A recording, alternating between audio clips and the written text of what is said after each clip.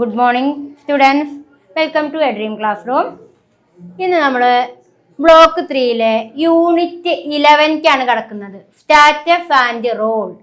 Status and role, പദവിയും പങ്കും. എന്തൊക്കെയാണ് സ്റ്റാറ്റസ് ആൻഡ് റോൾ എന്ന ഈ ഒരു യൂണിറ്റിലൂടെ നമുക്ക് എന്തെല്ലാം കാര്യങ്ങളാണ് ഇവിടെ അനലൈസ് ചെയ്യുന്നത് എന്ന് പരിശോധിക്കാം. അപ്പോൾ നമുക്കറിയാം, സ്റ്റാറ്റസ് ആൻഡ് റോൾ എന്ന് പറയുമ്പോൾ ഏതൊരു സമൂഹത്തിലും നമുക്ക് ജീവിതം യാഥാർത്ഥ്യമാക്കണമെങ്കിൽ പദവി അത്യാവശ്യമാണ്. നമ്മൾ പദവി എന്ന് പറയുമ്പോൾ പല സ്റ്റേജുകളിലൂടെയാണ് നമ്മളെ പദവികൾ കടന്നു പോകുന്നത്. ഒരു ശൈശവാവസ്ഥ ഉണ്ട്, ബാല്യമുണ്ട്, കൗമാരമുണ്ട്, യൗവനുണ്ട്. ആ യൗവനത്തിലേക്ക് എത്തുമ്പോഴേക്കും നമ്മൾ നമ്മളെ സ്റ്റാറ്റസ് കീപ്പ് ചെയ്യണം. അവിടെയാണ് നമ്മളെ പങ്കിന്റെ പ്രാധാന്യം. ഒരു യൗവനാവസ്ഥയിലേക്ക് നമ്മൾ എത്തിച്ചേരുമ്പോഴേക്കും ആ വ്യക്തിയുടെ സ്റ്റാറ്റസ് പരമാവധി സ്റ്റാറ്റസിന്റെ പങ്ക് വളരെയധികം ഉയർത്തി കാണിക്കണം. കാരണം ഏതൊക്കെ രീതിയിലാണ് നമ്മുടെ സ്വഭാവം കൊണ്ടാണ് അത് ഉയർത്തേണ്ടത്, ക്യാരക്ടർ കൊണ്ടാണ്. നമ്മളുടെ സംസ്കാരവും ക്യാരക്ടറുമാണ് നമ്മളുടെ സ്റ്റാറ്റസ് നിശ്ചയിക്കുക. നമ്മൾ സംസ്കാരരാവണമെങ്കിൽ നമുക്ക് എഡ്യൂക്കേഷൻ വേണം. അതുകൊണ്ട് പദവിയും പങ്കും എന്ന് പറയുമ്പോൾ അവിടെ ഏറ്റവും കൂടുതൽ പ്രാധാന്യം അറിയിക്കുന്നത് എഡ്യൂക്കേഷനാണ്. നമ്മളുടെ സംസ്കാരം ഡെവലപ്പ് ചെയ്യണമെങ്കിൽ നമ്മൾ എഡ്യൂക്കേറ്റഡ് ആയി മാറിയിരിക്കണം. ഇനി എഡ്യൂക്കേഷൻ ഉണ്ട് കരുതിയിട്ട് സ്റ്റാറ്റസ് ഉയരുന്നില്ല, നമ്മളുടെ ക്യാരക്ടറും നന്നായിരിക്കണം. ക്യാരക്ടറും എഡ്യൂക്കേഷനും ഒക്കെ കൂടിച്ചേരുമ്പോഴാണ് നമുക്ക് സമൂഹത്തിൽ എന്ത് നിർണ്ണയിക്കപ്പെടുക, സ്റ്റാറ്റസ് നിർണ്ണയിക്കപ്പെടുക. അപ്പൊ നമുക്ക് ഈ ഒരു യൂണിറ്റിലെ പ്രധാനപ്പെട്ട ടോപ്പിക്കായിട്ടുള്ള ദ കൺസെപ്റ്റ് ഓഫ് സ്റ്റാറ്റസ് എന്ന ടോപ്പിക്കിലേക്ക് കടക്കാം. എന്താണ് സ്റ്റാറ്റസ് എന്ന ആശയം കൊണ്ട് അർത്ഥമാക്കുന്നത് എന്ന് നമുക്ക് നോക്കാം. ദ കൺസെപ്റ്റ് ഓഫ് സ്റ്റാറ്റസ് എന്ന ആശയം ശ്രദ്ധിച്ചോളൂ. In simple term, status is a position occupied by a person in the society. ഒരു സമൂഹത്തിൽ ഒരു പേഴ്സണ് ലഭിക്കുന്ന പൊസിഷൻ ആണ് സ്റ്റാറ്റസ് എന്ന് നമുക്ക് സിമ്പിൾ ആയിട്ട് പറയാം. In simple term, status is a position occupied by a person in the society. സമൂഹത്തില് ഒരു വ്യക്തിക്ക് കിട്ടുന്ന പൊസിഷൻ ആണ് സ്റ്റാറ്റസ് എന്ന് നമുക്ക് സിമ്പിൾ ആയിട്ട് അതിനെ നിർവചിക്കാം. In a lifetime, an individual occupies different status on the line of age, gender, class, occupation and education. വ്യത്യസ്ത രീതിയിലാണ് ഇന്ന് സ്റ്റാറ്റസ് കണക്കാക്കുന്നത്. ഇൻ എ ലൈഫ് ടൈം എന്ന് പറഞ്ഞാൽ ഇന്ന് നമ്മുടെ ജീവിതത്തിലെ ഓരോ വ്യക്തിയിലെയും സ്റ്റാറ്റസ് എന്ന് പറയുന്നത് ഡിഫറൻ്റ് ആണ്. ഏതൊക്കെ? ഏജിനെ അടിസ്ഥാനപ്പെടുത്തി, ജെൻഡറിനെ അടിസ്ഥാനപ്പെടുത്തി, ക്ലാസിനെ അടിസ്ഥാനപ്പെടുത്തി, ഒക്യുപ്പേഷനെ അടിസ്ഥാനപ്പെടുത്തി, എഡ്യൂക്കേഷനെ ബേസ് ചെയ്തുകൊണ്ട്. അപ്പോൾ നമ്മളുടെ സ്റ്റാറ്റസ്, ഒരു വ്യക്തിയുടെ, ഒരു ഇൻഡിവിജ്വലിന്റെ സ്റ്റാറ്റസ് ഒക്യുപ്പൈസ് ചെയ്യുന്നത് ഏതൊക്കെ രീതിയിലാ? Age, gender, class, occupation and education.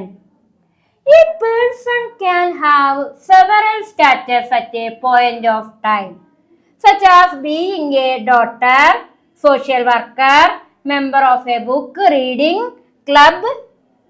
അതേപോലെ തന്നെ പിന്നെന്താ പറയുന്നത് നോക്കാം. അതേപോലെ തന്നെ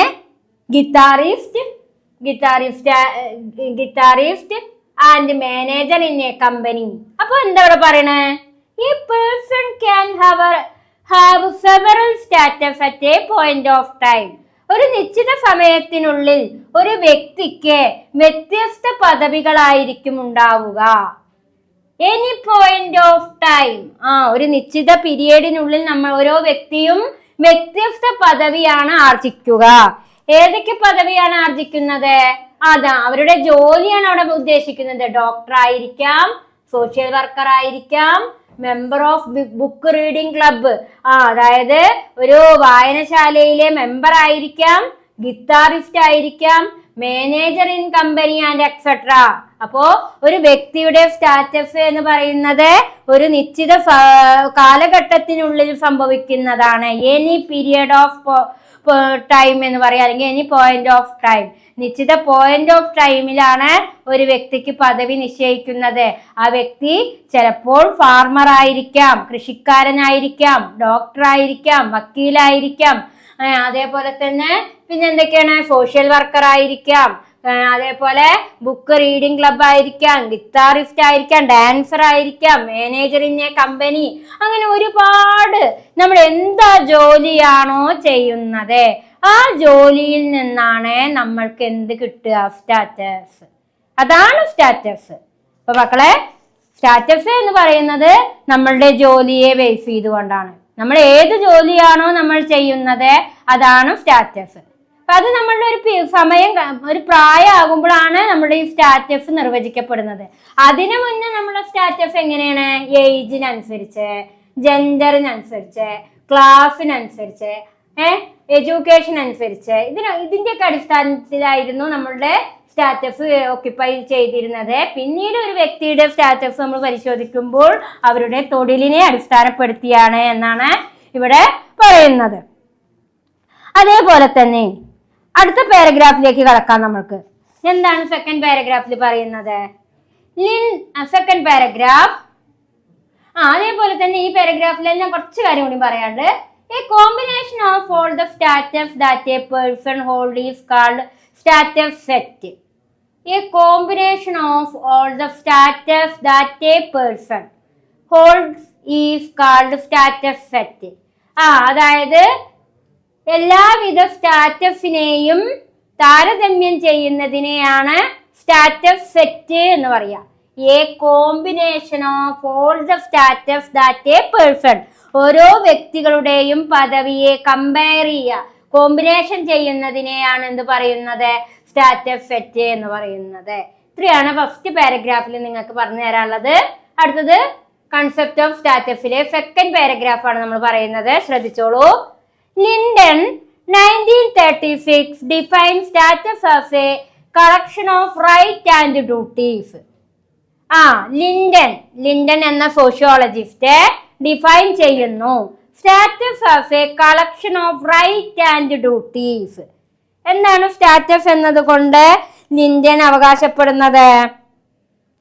അവകാശങ്ങളുടെയും കടമകളുടെയും ഒരു ശേഖരം. Right and collection of right and duties എന്നാ പറയണത്. സ്റ്റാറ്റസ് എന്നതുകൊണ്ട് ലിൻഡൻ അഭിപ്രായപ്പെടുന്നത് എന്താണ്? Collection of right and duty, അവകാശങ്ങളുടെയും ഡ്യൂട്ടീസിന്റെയും ഒരു കളക്ഷൻ ആണ് സ്റ്റാറ്റസ് എന്നാണ് 1936 ലിൻഡൻ അഭിപ്രായപ്പെട്ടത്. Linton 1936 define status as a collection of right and duties. Linton അഭിപ്രായപ്പെട്ടു എന്ന് 1936 സ്റ്റാറ്റസ് എന്ന് പറയുന്നത് എന്തിന്റെ ശേഖരമാണ്? റൈറ്റ് ആൻഡ് ഡ്യൂട്ടീസ്, അവകാശങ്ങളുടെയും അതേപോലെ തന്നെ കടമകളുടെയും ശേഖരമാണ്.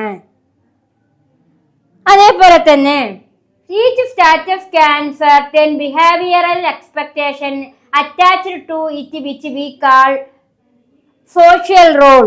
അതേപോലെ തന്നെ പിന്നെന്താ പറയുന്നത്? ചില പെരുമാറ്റ പ്രതീക്ഷകൾ അനുബന്ധപ്പെട്ടിരിക്കുന്നു. It status have certain behavioural expectation. Behavioural expectation എന്ന് പറഞ്ഞു കഴിഞ്ഞാൽ എന്താണ് അവിടെ ഉദ്ദേശിക്കുന്നത്?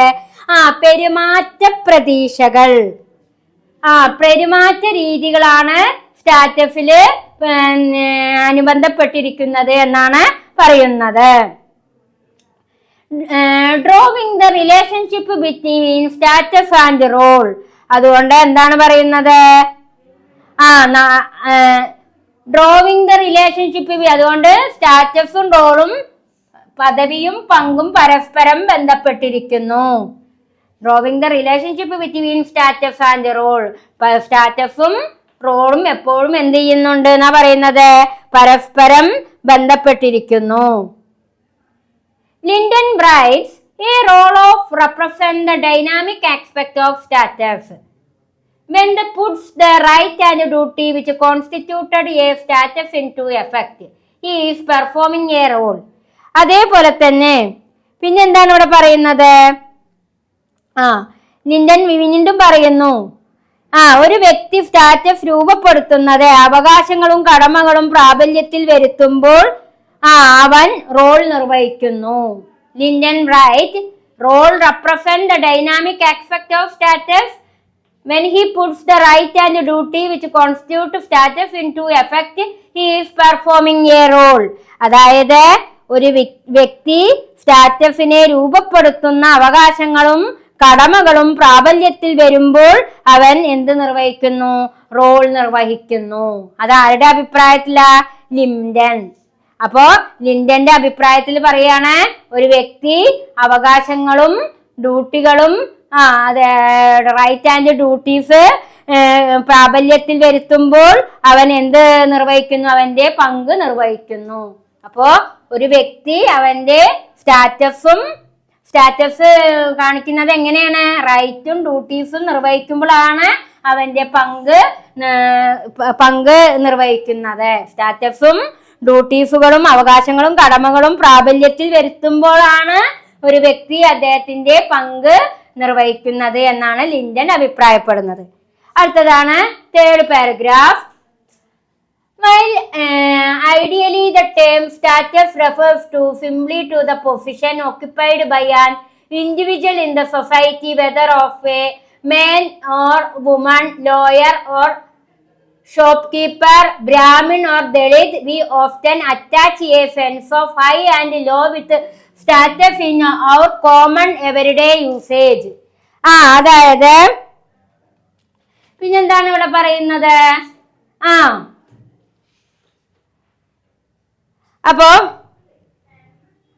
സമൂഹത്തിൽ ഒരു വ്യക്തി വഹിക്കുന്ന സ്ഥാനങ്ങളെയാണ് സ്റ്റാറ്റസ് എന്ന പദം സൂചിപ്പിക്കുന്നത്. അത് ആരൊക്കെ ആയിരിക്കാം? അപ്പോ while ideally the term status refers simply to the position occupied by an individual in the society. സമൂഹത്തിൽ ഒരു വ്യക്തി വഹിക്കുന്ന സ്ഥാനങ്ങളെയാണ് സ്റ്റാറ്റസ് എന്ന പദം സൂചിപ്പിക്കുന്നത്. സ്റ്റാറ്റസ് എന്ന പദം സൂചിപ്പിക്കുന്നത് എന്താണ്? സമൂഹത്തിലെ ഒരു വ്യക്തി വഹിക്കുന്ന സ്ഥാനങ്ങളെയാണ് സ്റ്റാറ്റസ് എന്ന പദം സൂചിപ്പിക്കുന്നത്. അതെന്താകാം? മേൻ, മനുഷ്യൻ. അതേപോലെ തന്നെ പിന്നെ ആരാ? മേൻ ഓർ വുമൺ, സ്ത്രീയോ പുരുഷനോ ആകാം. അതല്ലെങ്കിലോ ലോയർ ആകാം, ഷോപ്പ് കീപ്പർ ആകാം, ബ്രാഹ്മണനാകാം, ദളിതനാകാം. അങ്ങനെ നമ്മുടെ ദൈനംദിന ഉപയോഗത്തിലെ പദവികളാണ് നാം പലപ്പോഴും ഉയർന്നതും താഴ്ന്നതുമായ ഒരു ബോധം ബന്ധപ്പെടുത്തുന്നു. അപ്പോ സ്റ്റാറ്റസ് എന്ന് പറയുന്നത് സമൂഹത്തിൽ ഒരു വ്യക്തി വഹിക്കുന്ന സ്ഥാനങ്ങളെയാണ് സ്റ്റാറ്റസ് എന്ന പദം സൂചിപ്പിക്കുന്നത്. സമൂഹത്തിലെ ഒരു വ്യക്തി വഹിക്കുന്ന സ്ഥാനത്തെയാണ് സ്റ്റാറ്റസ് എന്ന പദം സൂചിപ്പിക്കുന്നത്. അതെന്തൊക്കെ ആകാം? സ്ത്രീയാകാം, പുരുഷനാകാം, ലോയർ ആകാം, ഷോപ്പ് കീപ്പർ ആവാം, ബ്രാഹ്മണനാകാം, ദളിതനാകാം. അങ്ങനെ എന്താ പറയുന്നത്? ദൈനംദിന ഉപയോഗത്തിലെ പദവികളുമായി നാം പലപ്പോഴും ഉയർന്നതും താഴ്ന്നതുമായ ഒരു ബോധം ബന്ധപ്പെടുത്തുന്നു.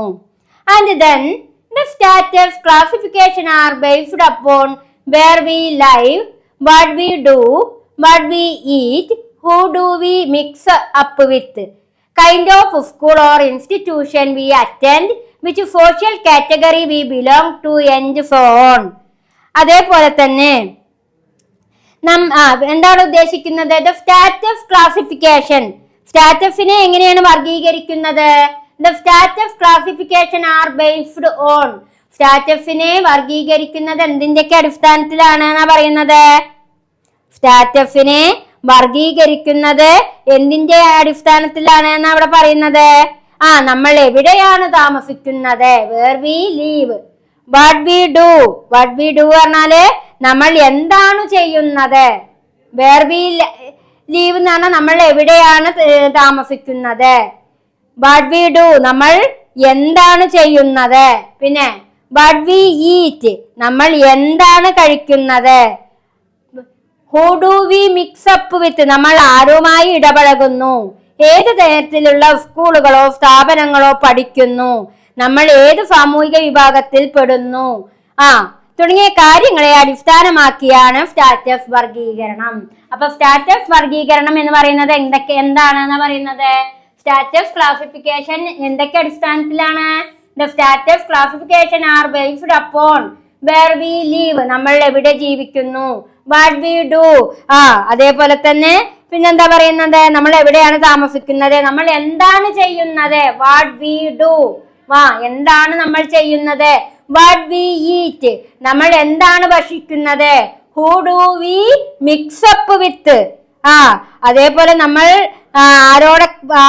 ആരുമായി ഇടപഴകുന്നു, പിന്നെന്താ പറയുന്നത്, kind of school or institution we attend, അതേപോലെ തന്നെ നമ്മൾ ഏത് തരത്തിലുള്ള സ്കൂളോ സ്ഥാപനങ്ങളിലോ പഠിക്കുന്നു, ഏത് സാമൂഹിക വിഭാഗത്തിൽ പെടുന്നു, സോഷ്യൽ കാറ്റഗറി ഏത് സോഷ്യൽ കാറ്റഗറിയിൽ പെടുന്നു തുടങ്ങിയ കാര്യങ്ങളുടെ അടിസ്ഥാനത്തിലാണ് നമ്മൾ എന്തിനെ വർഗീകരിക്കുന്നത്, സ്റ്റാറ്റസിനെ വർഗീകരിക്കുന്നത്. അപ്പൊ സ്റ്റാറ്റസിനെ വർഗീകരിക്കുന്നത് ഏതൊക്കെ രീതിയിലാ?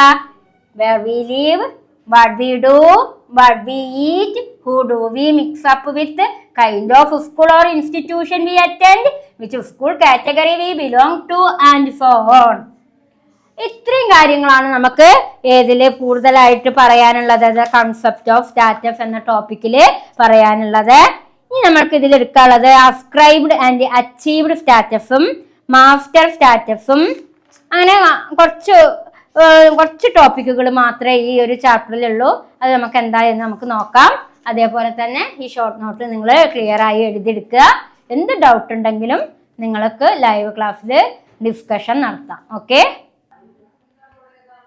അപ്പോൾ യൂണിറ്റ് 11 മറ്റൊരു ടോപ്പിക്കിലേക്കാണ് നമ്മൾ കടക്കുന്നത്. Ascribed and achieved status. അസ്ക്രൈബ്ഡും അച്ചീവ്ഡും.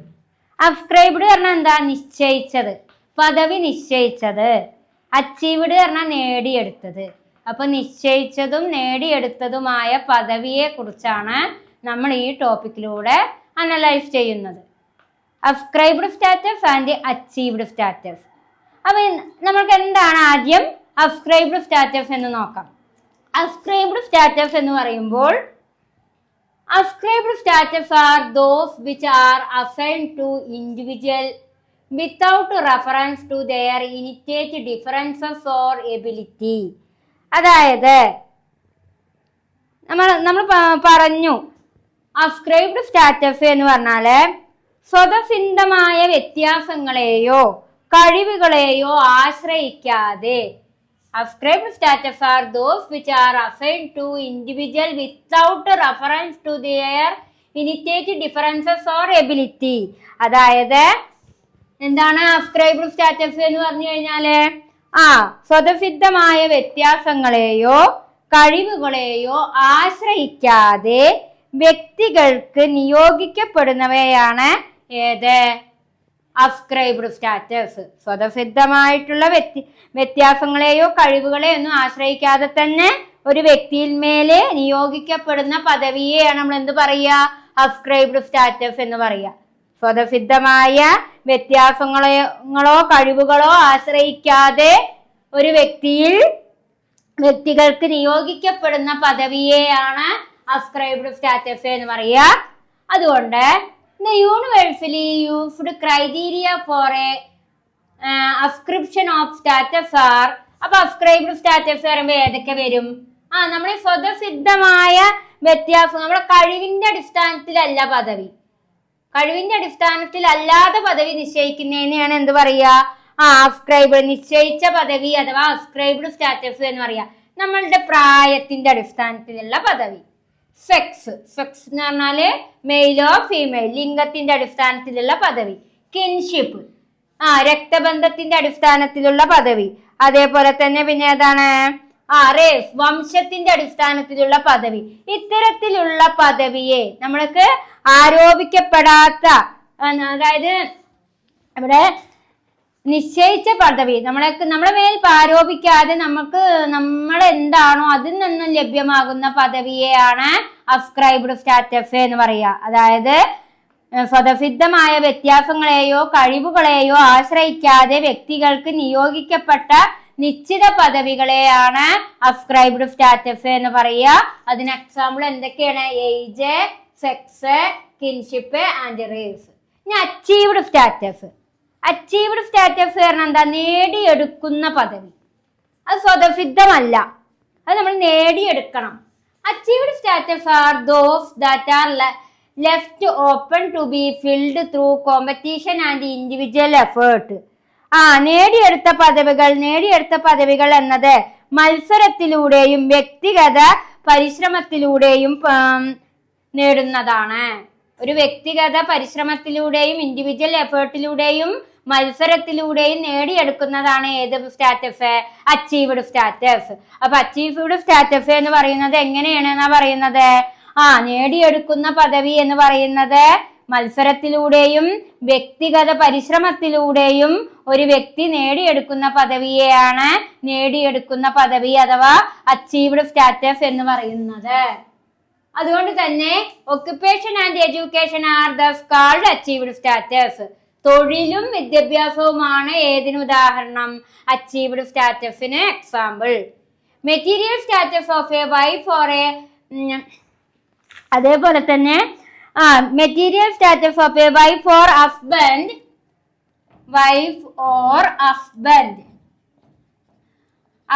R also achieved status. അതേപോലെ തന്നെ പിന്നീട് എന്താ പറയുന്നത്? മെറ്റീരിയൽ സ്റ്റാറ്റസ് ആയി അറിയപ്പെടുന്നത് ആരാണെന്നാ പറയുന്നത്? ഭാര്യ ഭർത്താവ് ഒക്കെ ഏത് സ്റ്റാറ്റസിൽ വരുന്നതാണ് എന്നാ പറയുന്നത്? മെറ്റീരിയൽ സ്റ്റാറ്റസിൽ വരുന്നതാണ്. Material status of a wife or husband are achieved. Material സ്റ്റാറ്റസുകളായിട്ടുള്ള വൈഫും ഹസ്ബൻഡും ഏതിൽ വരുന്നതാണ്? അച്ചീവ്ഡ് സ്റ്റാറ്റസിൽ വരുന്നതാണ്. അപ്പൊ അച്ചീവ്ഡ് സ്റ്റാറ്റസ് എന്ന് പറഞ്ഞു കഴിഞ്ഞാൽ എന്താണ്? അച്ചീവ്ഡ് സ്റ്റാറ്റസ് എന്ന് പറയുമ്പോൾ ഒരു വ്യക്തി സ്വന്തം പരിശ്രമത്തിലൂടെയും അതേപോലെ തന്നെ മത്സരങ്ങളിലൂടെയും നേടിയെടുക്കുന്നതിനെയാണ് അച്ചീവ്ഡ് സ്റ്റാറ്റസ് എന്ന് പറയുക. അത് എങ്ങനെയാണ് ആ വ്യക്തി നേടിയെടുക്കുക? ഒക്യുപ്പേഷനിലൂടെയും എഡ്യൂക്കേഷനിലൂടെയുമാണ് അത് തന്റെ സ്റ്റാറ്റസ് നേടിയെടുക്കുന്നത്. അതേപോലെ തന്നെ മെറ്റീരിയൽ സ്റ്റാറ്റസ് ആയിട്ടുള്ള വൈഫ് ഓർ ഹസ്ബൻഡ്, അതും ഒരു പദവി തന്നെയാണ്. ഭാര്യയുടെ പദവി, ഭർത്താവിന്റെ പദവി, അതൊക്കെ ഏതിൽ വരും? ആരോപിത പദവിയാണ്. അതൊരിക്കലും അസ്ക്രൈബഡ് അല്ല. അപ്പൊ അതും അച്ചീവ്ഡ് സ്റ്റാറ്റസിൽ വരും എന്നാണ് ഇവിടെ പ്രസ്താവിക്കുന്നത്. ഇനി നമ്മൾക്ക് അടുത്ത ടോപ്പിക്കാണ് മാസ്റ്റർ സ്റ്റാറ്റസ്. എന്താണ് മാസ്റ്റർ സ്റ്റാറ്റസ് എന്ന് പറഞ്ഞാല്? ശ്രദ്ധിച്ചോളൂ.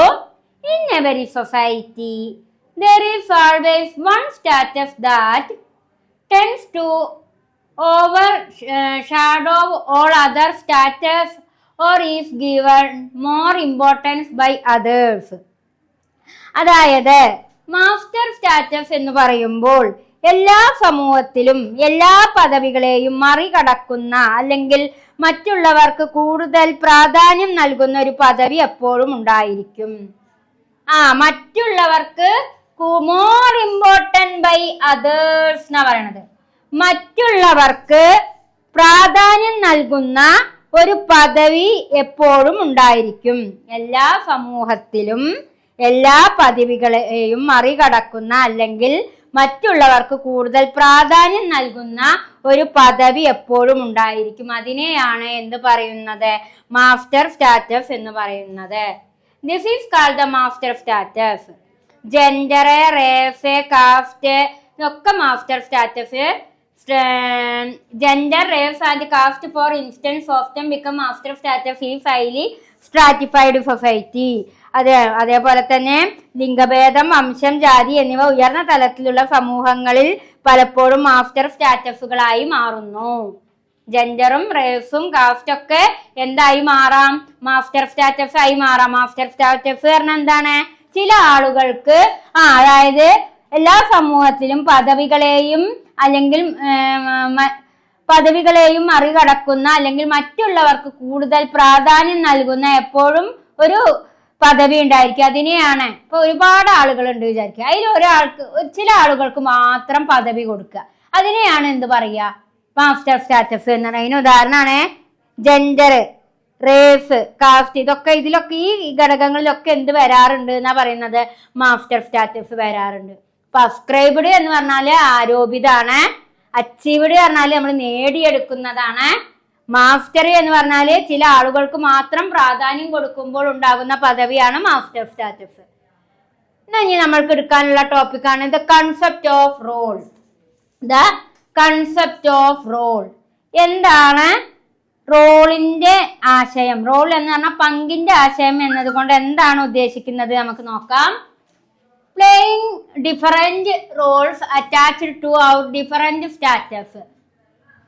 അതായത് നമുക്കറിയാം നമ്മുടെ ഓരോ ദിവസവും വ്യത്യസ്ത വേഷങ്ങൾ ചെയ്തുകൊണ്ട് വ്യത്യസ്ത സ്റ്റാറ്റസുകൾ ആരംഭിക്കുന്നു. Playing different role attached to our different status. വ്യത്യസ്ത റോളുകൾ പ്രകടിപ്പിച്ചുകൊണ്ട് നമ്മൾ വ്യത്യസ്ത സ്റ്റാറ്റസുകൾ നമ്മൾ ഓരോ ദിവസവും ഉണ്ടാക്കുന്നുണ്ട്. Just as there are multiple status, there are roles associated with each one of them. അതേപോലെ ഒന്നിലധികം സ്റ്റാറ്റസുകൾ പോലെ അവയിൽ ഒരുപാട് മൾട്ടിപ്പിൾ സ്റ്റാറ്റസ്, ഒരുപാട് സ്റ്റാറ്റസുകൾ നമുക്ക് ഉണ്ടാവാറുണ്ട്.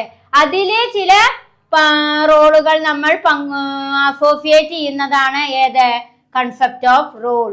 നമ്മളുടെ നിത്യജീവിതത്തില് നമുക്ക് വ്യത്യസ്ത തരത്തിലുള്ള റോളുകളാണുള്ളത്.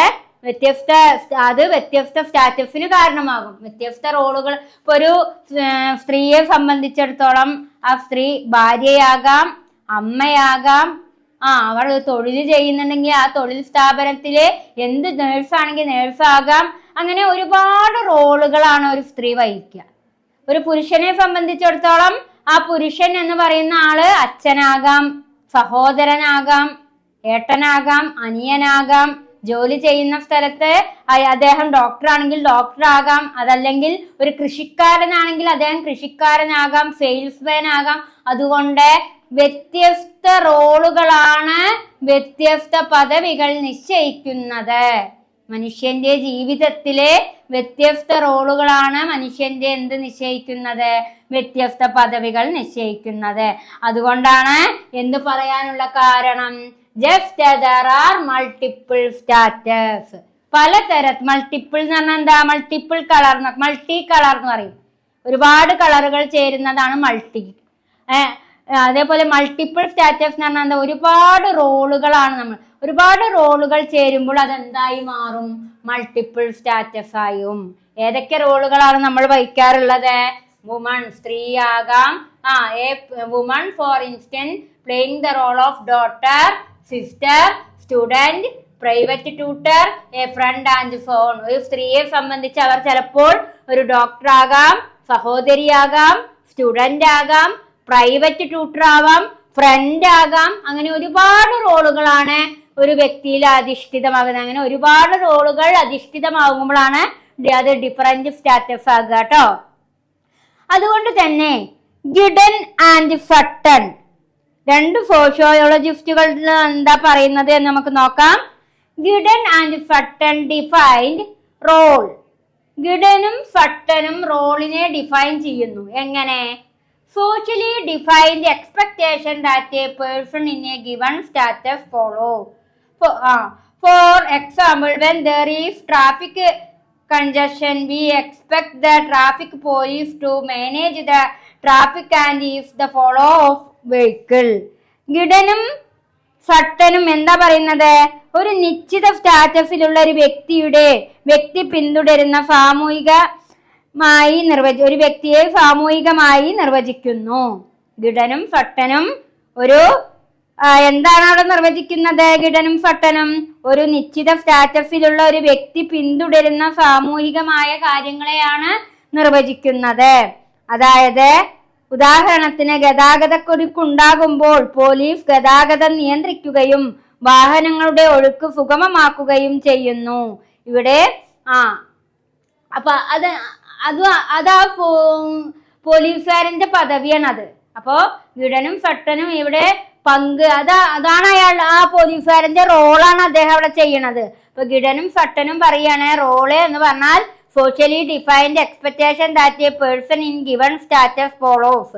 For example, there is traffic condition, we expect the traffic police to manage the traffic and use the flow of vehicle. അതായത് ഗിഡനും സട്ടനും വ്യക്തമാക്കുന്നു ഒരു നിശ്ചിത സ്റ്റാറ്റസിലുള്ള ഒരു വ്യക്തി പിന്തുടരുന്ന പിന്തുടരുന്ന സാമൂഹികപരമായ കാര്യങ്ങൾ. ഉദാഹരണം, ഗതാഗതക്കുരുക്കുണ്ടാകുമ്പോൾ പോലീസ് ഗതാഗതം നിയന്ത്രിക്കുകയും വാഹനങ്ങൾ സുഗമമായി ഫ്ലോ ചെയ്യാൻ സഹായിക്കുകയും ചെയ്യുന്നു. അത് ആ പോലീസുകാരന്റെ പങ്കാണ് അദ്ദേഹം നിർവഹിക്കുന്നത്. അപ്പോ ഒരു തൊഴിൽ നമ്മൾ ചെയ്യുമ്പോൾ ആ തൊഴിലിൽ നമ്മൾ ചെയ്യുന്ന കാര്യനിർവഹണം എന്ന് പറയുന്നത് നമ്മുടെ റോളാണ് എന്നാണ് ആര് പറയുന്നത്? ഗിഡനും സട്ടനും. ഇപ്പൊ ഒരു ടീച്ചർ കുട്ടികളെ പഠിപ്പിക്കുന്നുണ്ടെങ്കിൽ അത് ആ ടീച്ചറുടെ പങ്കാണ്, ആ റോളാണ് അവർ ചെയ്യണത്. ആ റോളാണ് എന്തായി മാറുക? സ്റ്റാറ്റസ് ആയി മാറുക. അതാണ് ഗിഡനും സട്ടനും പറയുന്നത്. ഒരു സമൂഹത്തിൽ നമ്മൾ എന്താണോ ചെയ്യുന്നത് അതാണ് നമ്മളുടെ എന്തായി മാറുന്നത്? സ്റ്റാറ്റസ് ആയി മാറുന്നത്. അപ്പൊ റോൾ ഉണ്ടാവുമ്പോഴേ സ്റ്റാറ്റസ് ഉണ്ടാവുള്ളൂ. റോൾ ഉണ്ടില്ലെങ്കിൽ നമുക്ക് ഒരു റോളും ഇല്ലെങ്കിൽ നമുക്ക് എന്തും ഉണ്ടാവില്ല, സ്റ്റാറ്റസും ഉണ്ടാവില്ല. അപ്പൊ നമ്മളുടെ സ്റ്റാറ്റസ് കീപ്പ് ചെയ്യണമെങ്കിൽ നമുക്ക് എന്ത് ആവശ്യമാണ് എന്നാ പറയുന്നത്? റോൾ ആവശ്യമാണ്. അപ്പൊ നമ്മളുടെ റോൾ അഥവാ പങ്കാണ് നമ്മളുടെ സ്റ്റാറ്റസ് നിലനിർത്താൻ സഹായിക്കുന്നത് എന്ന് ആരൊക്കെ പറയുന്നുണ്ട്? ഗിഡനും സട്ടനും പറയുന്നു. അപ്പൊ ഇത്രയും കാര്യങ്ങളാണ് നമുക്ക് ഈ ഒരു ടോപ്പിക്കിലൂടെ ആവശ്യമായിട്ടുള്ളത്. ഇനി കൺസെപ്റ്റ് ഓഫ് റോളിൽ കുറച്ച് കാര്യങ്ങൾ 3 പോയിന്റും കൂടി വരുന്നുണ്ട്. അത് നമുക്ക് അടുത്തതിൽ പറയാം കേട്ടോ. അപ്പോൾ ഈ യൂണിറ്റിലെ മറ്റൊരു ടോപ്പിക്കിലേക്ക് നമുക്ക് കിടക്കാം. എന്താണ് concept of role? Concept of role എന്താണെന്ന് നമ്മൾ പറഞ്ഞു കഴിഞ്ഞതാണ്. ഞാൻ കൺസെപ്റ്റ് ഓഫ് റോളിൽ 3 പ്രധാനപ്പെട്ട ഘടകങ്ങൾ വരുന്നുണ്ട്.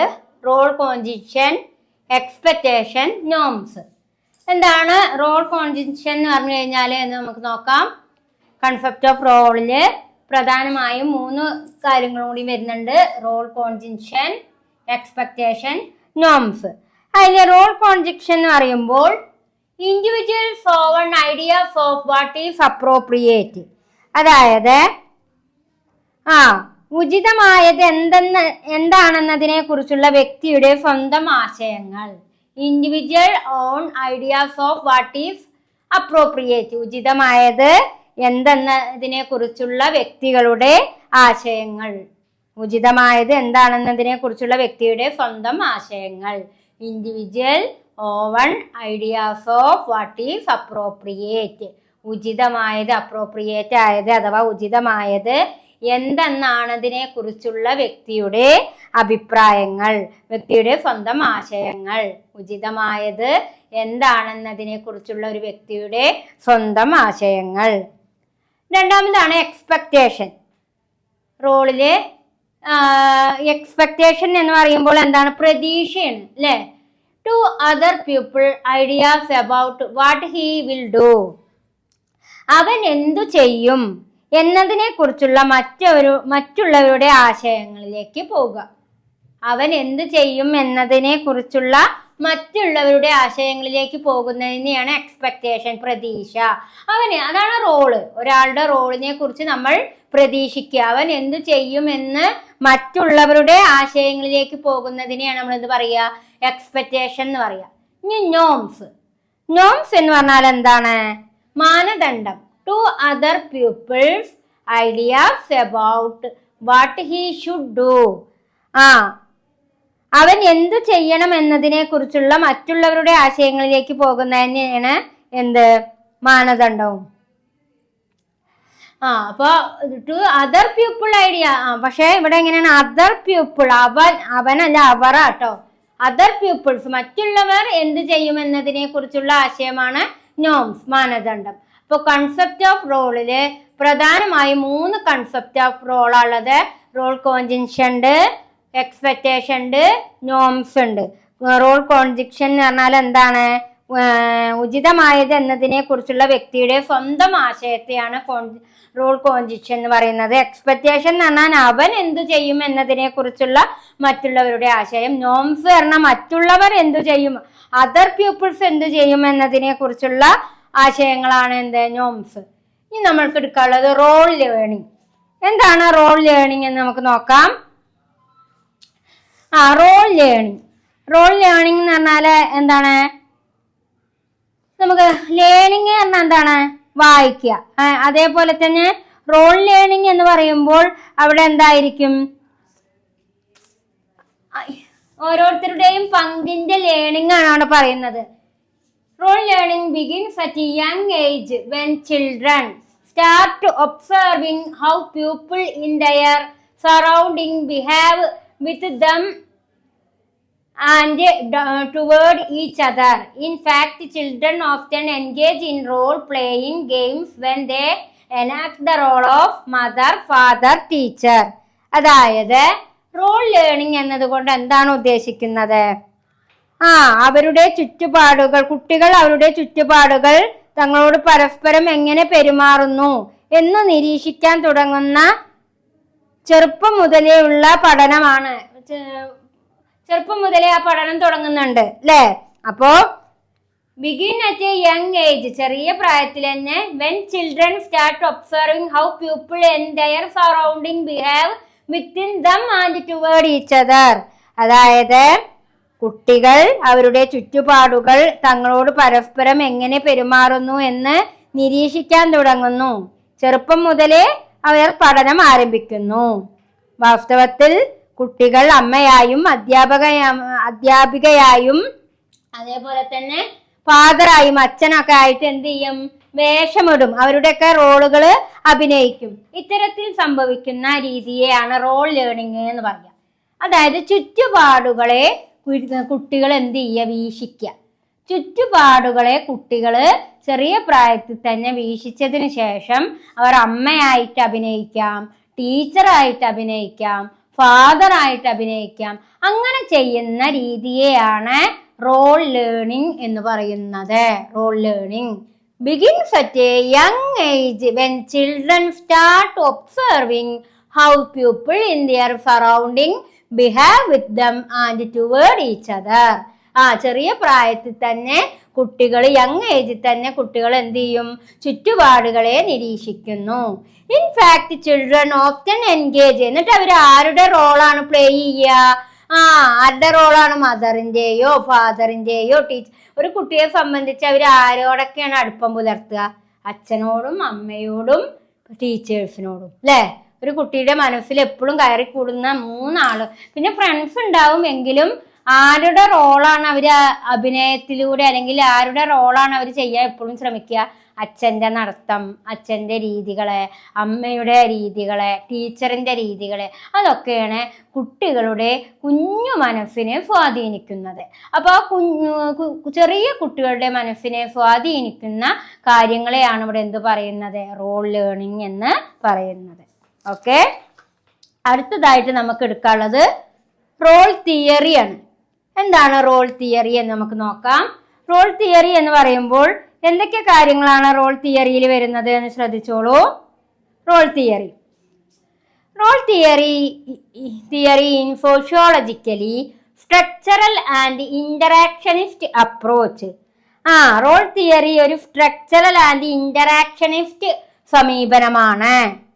റോൾ തിയറി ഇൻ സോഷ്യോളജിയിലെ റോൾ തിയറി ഒരു ഘടനാപരവും അത് ഇന്ററാക്ഷൻ ആയിട്ടുള്ള ഒരു സമീപനമാണ്. സ്ട്രക്ചറൽ ആൻഡ് ഇന്ററാക്ഷനിസ്റ്റ് അപ്രോച്ച് ആണ്.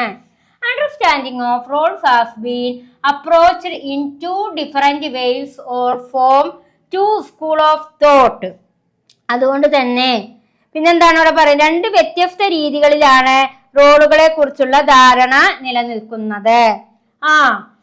Understanding of role have been approached in 2 different ways from 2 school of thought.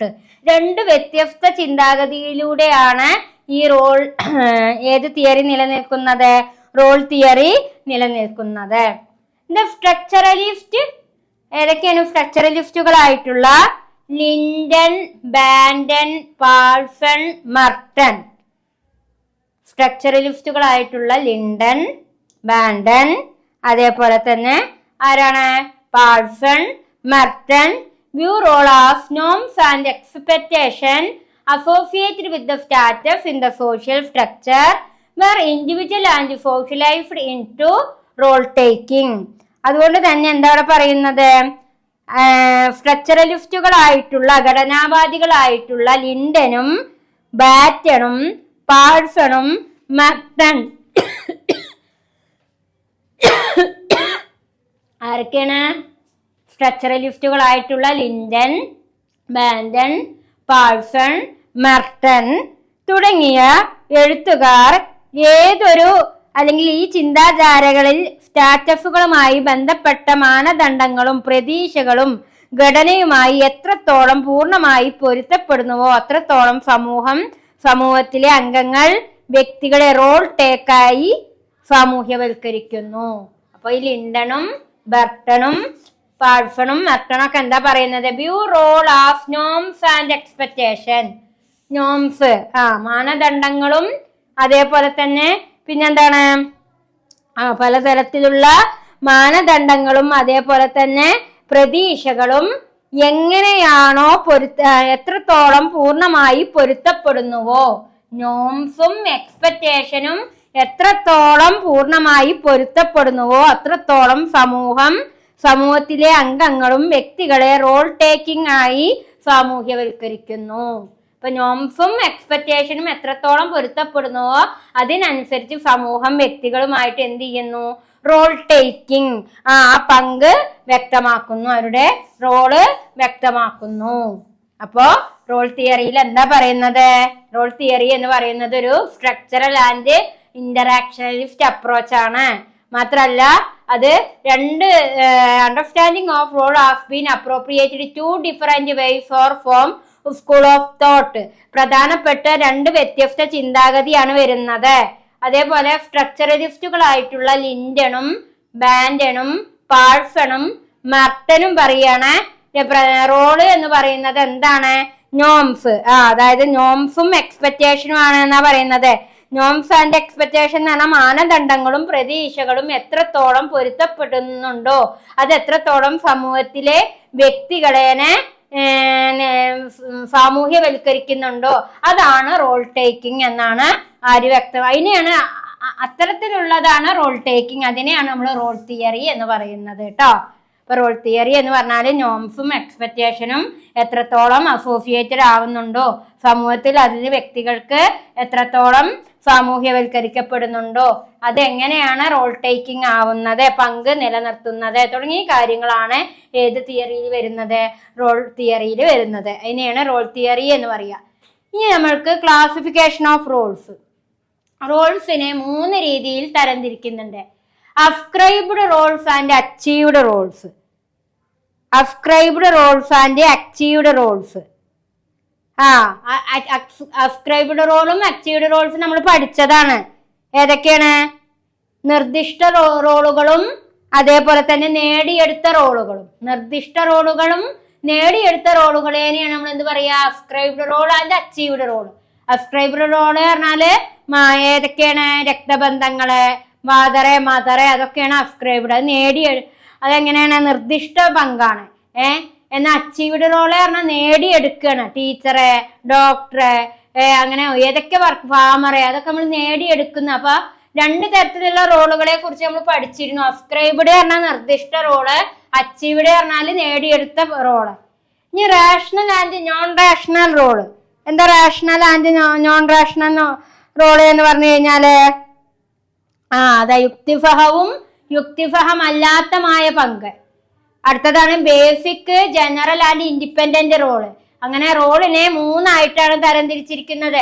Ascribed role and achieved role, rational and non rational role, basic, general and independent role. അതില് rational എന്ന് പറഞ്ഞാൽ യുക്തിസഹം, non rational എന്ന് പറഞ്ഞാൽ യുക്തിസഹം അല്ലാത്ത role, പിന്നെ basic, general and independent role. അതിൽ ഒന്നാമത്തെ role നമ്മൾ പഠിച്ചത്, അതുകൊണ്ട് വീണ്ടും അത് എക്സ്പ്ലെയിൻ ചെയ്യണില്ല കേട്ടോ.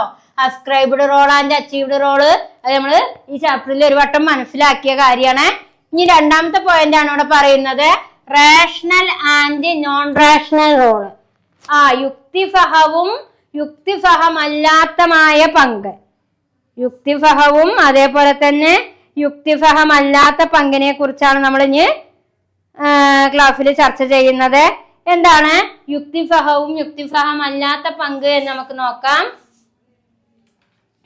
ശ്രദ്ധിച്ചോളൂ. യുക്തിസഹവും യുക്തിസഹമല്ലാത്ത പങ്ക് എന്ന് പറഞ്ഞു കഴിഞ്ഞാൽ എന്താണ് നോക്കിക്കോളൂ. There are certain roles which are complementary in nature and are conceived of and defined in relation to another. Complementary in nature എന്ന് പറഞ്ഞാൽ എന്താ? പരസ്പര പൂരക സ്വഭാവമാണുള്ളത്. there are certain roles which are complementary in nature and are conceived of and defined in relation to another. പരസ്പര പൂരകങ്ങളായ ചില റോളുകളുണ്ട്. അവ മറ്റൊന്നുമായി ബന്ധപ്പെട്ട് സങ്കല്പിക്കപ്പെടുകയും നിർവചിക്കപ്പെടുകയും ചെയ്യാം. പരസ്പരം കോംപ്ലിമെന്ററി പരസ്പര പൂരകങ്ങളായിട്ടുള്ള എന്തുണ്ട് റോളുകളുണ്ട്. അവ മറ്റൊന്നുമായി ബന്ധപ്പെട്ട് സങ്കല്പിക്കുകയും നിർവചിക്കപ്പെടുകയും ചെയ്യാം. ഉദാഹരണം എന്താണ് അതിന് ഉദാഹരണം? One good example of rational role is that of a wife which cannot conceived of without the husband. പരസ്പര പൂരകങ്ങളാണ് പറഞ്ഞാല് ഒന്നുണ്ടെങ്കിൽ മറ്റാള് വേണം. ഇപ്പൊ ഭാര്യ വേണമെങ്കിൽ ഭർത്താവ് ഉണ്ടായിരിക്കണം. അതുകൊണ്ടാണ് റാഷണൽ റോള് പരസ്പരം പൂരകമാണ് എന്ന് പറയാനുള്ള കാരണം. റാഷണൽ റോള് പരസ്പരം പൂരകമാണ് എന്ന് പറയാനുള്ള കാരണം എന്താണ്? പൂരകമാണ് എന്ന് പറയുമ്പോൾ അവിടെ രണ്ടെണ്ണം വേണം. ഭർത്താവ് ഉണ്ടെങ്കിൽ ഭാര്യ ഉണ്ടാവണം, ഭാര്യ ഉണ്ടെങ്കിൽ ഭർത്താവ് ഉണ്ടാകണം. അതുകൊണ്ടാണ് റാഷണൽ റോള് പരസ്പരം പൂരകങ്ങളാണ് എന്ന് പറയാനുള്ള കാരണം. ഭർത്താവില്ലാതെ ഭാര്യയെയും സങ്കല്പിക്കാൻ കഴിയില്ല, ഭാര്യ ഇല്ലാതെ ഭർത്താവിനെയും സങ്കല്പിക്കാൻ കഴിയില്ല. അതുകൊണ്ടാണ് ഈ റാഷണൽ റോള് എന്ന് പറയുന്നത് കോംപ്ലിമെന്ററി നേച്ചർ ആണ് എന്ന് പറയാനുള്ള കാരണം. അതേപോലെ തന്നെ വേറൊരു എക്സാമ്പിളും കൂടി പറയുന്നുണ്ട്. The role of a debtor cannot exist without the role of a creditor. ഒരു ഡെപ്റ്റർ ഉണ്ടാവണമെങ്കിൽ ആര് വേണം? ക്രെഡിറ്റർ ഉണ്ടാവണം. ഒരു ഡെപ്റ്റർ ഉണ്ടാവണമെങ്കിൽ ആര് വേണം? ക്രെഡിറ്റർ ഉണ്ടാവണം. ഒരു ക്രെഡിറ്റർ ഉണ്ടാവണമെങ്കിൽ ആര് വേണം? ഡെപ്റ്റർ ഉണ്ടാവണം. അപ്പൊ ഈ രണ്ട് കൂട്ടരുണ്ടാവുമ്പോഴേ ഈ ഒരു കോംപ്ലിമെന്ററി നേച്ചർ ആവുള്ളൂ. അതുകൊണ്ടാണ് റാഷണൽ റോള് എന്ന് പറയുന്നത് എന്താണ്? കോംപ്ലിമെന്ററി, പരസ്പര പൂരകങ്ങളാണ് എന്ന് പറയാനുള്ള കാരണം. ഇനി നോൺ റാഷണൽ റോള് എന്ന് പറഞ്ഞാൽ എന്താ?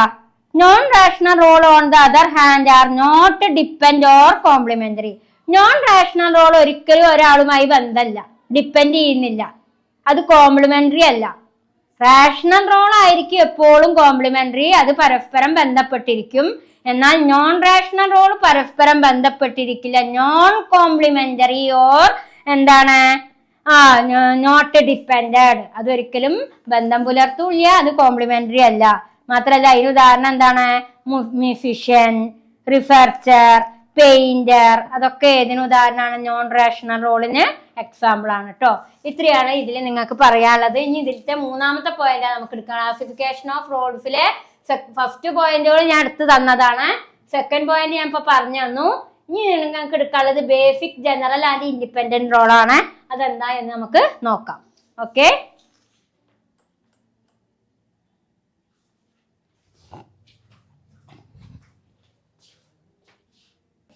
അപ്പം അടുത്തതാണ് നമ്മൾ ക്ലാസിഫിക്കേഷൻ ഓഫ് റോൾസ് പറഞ്ഞിരുന്നു. അതിലെ റാഷണലും നോൺ റാഷണൽ റോൾസ് പറഞ്ഞു കഴിഞ്ഞു.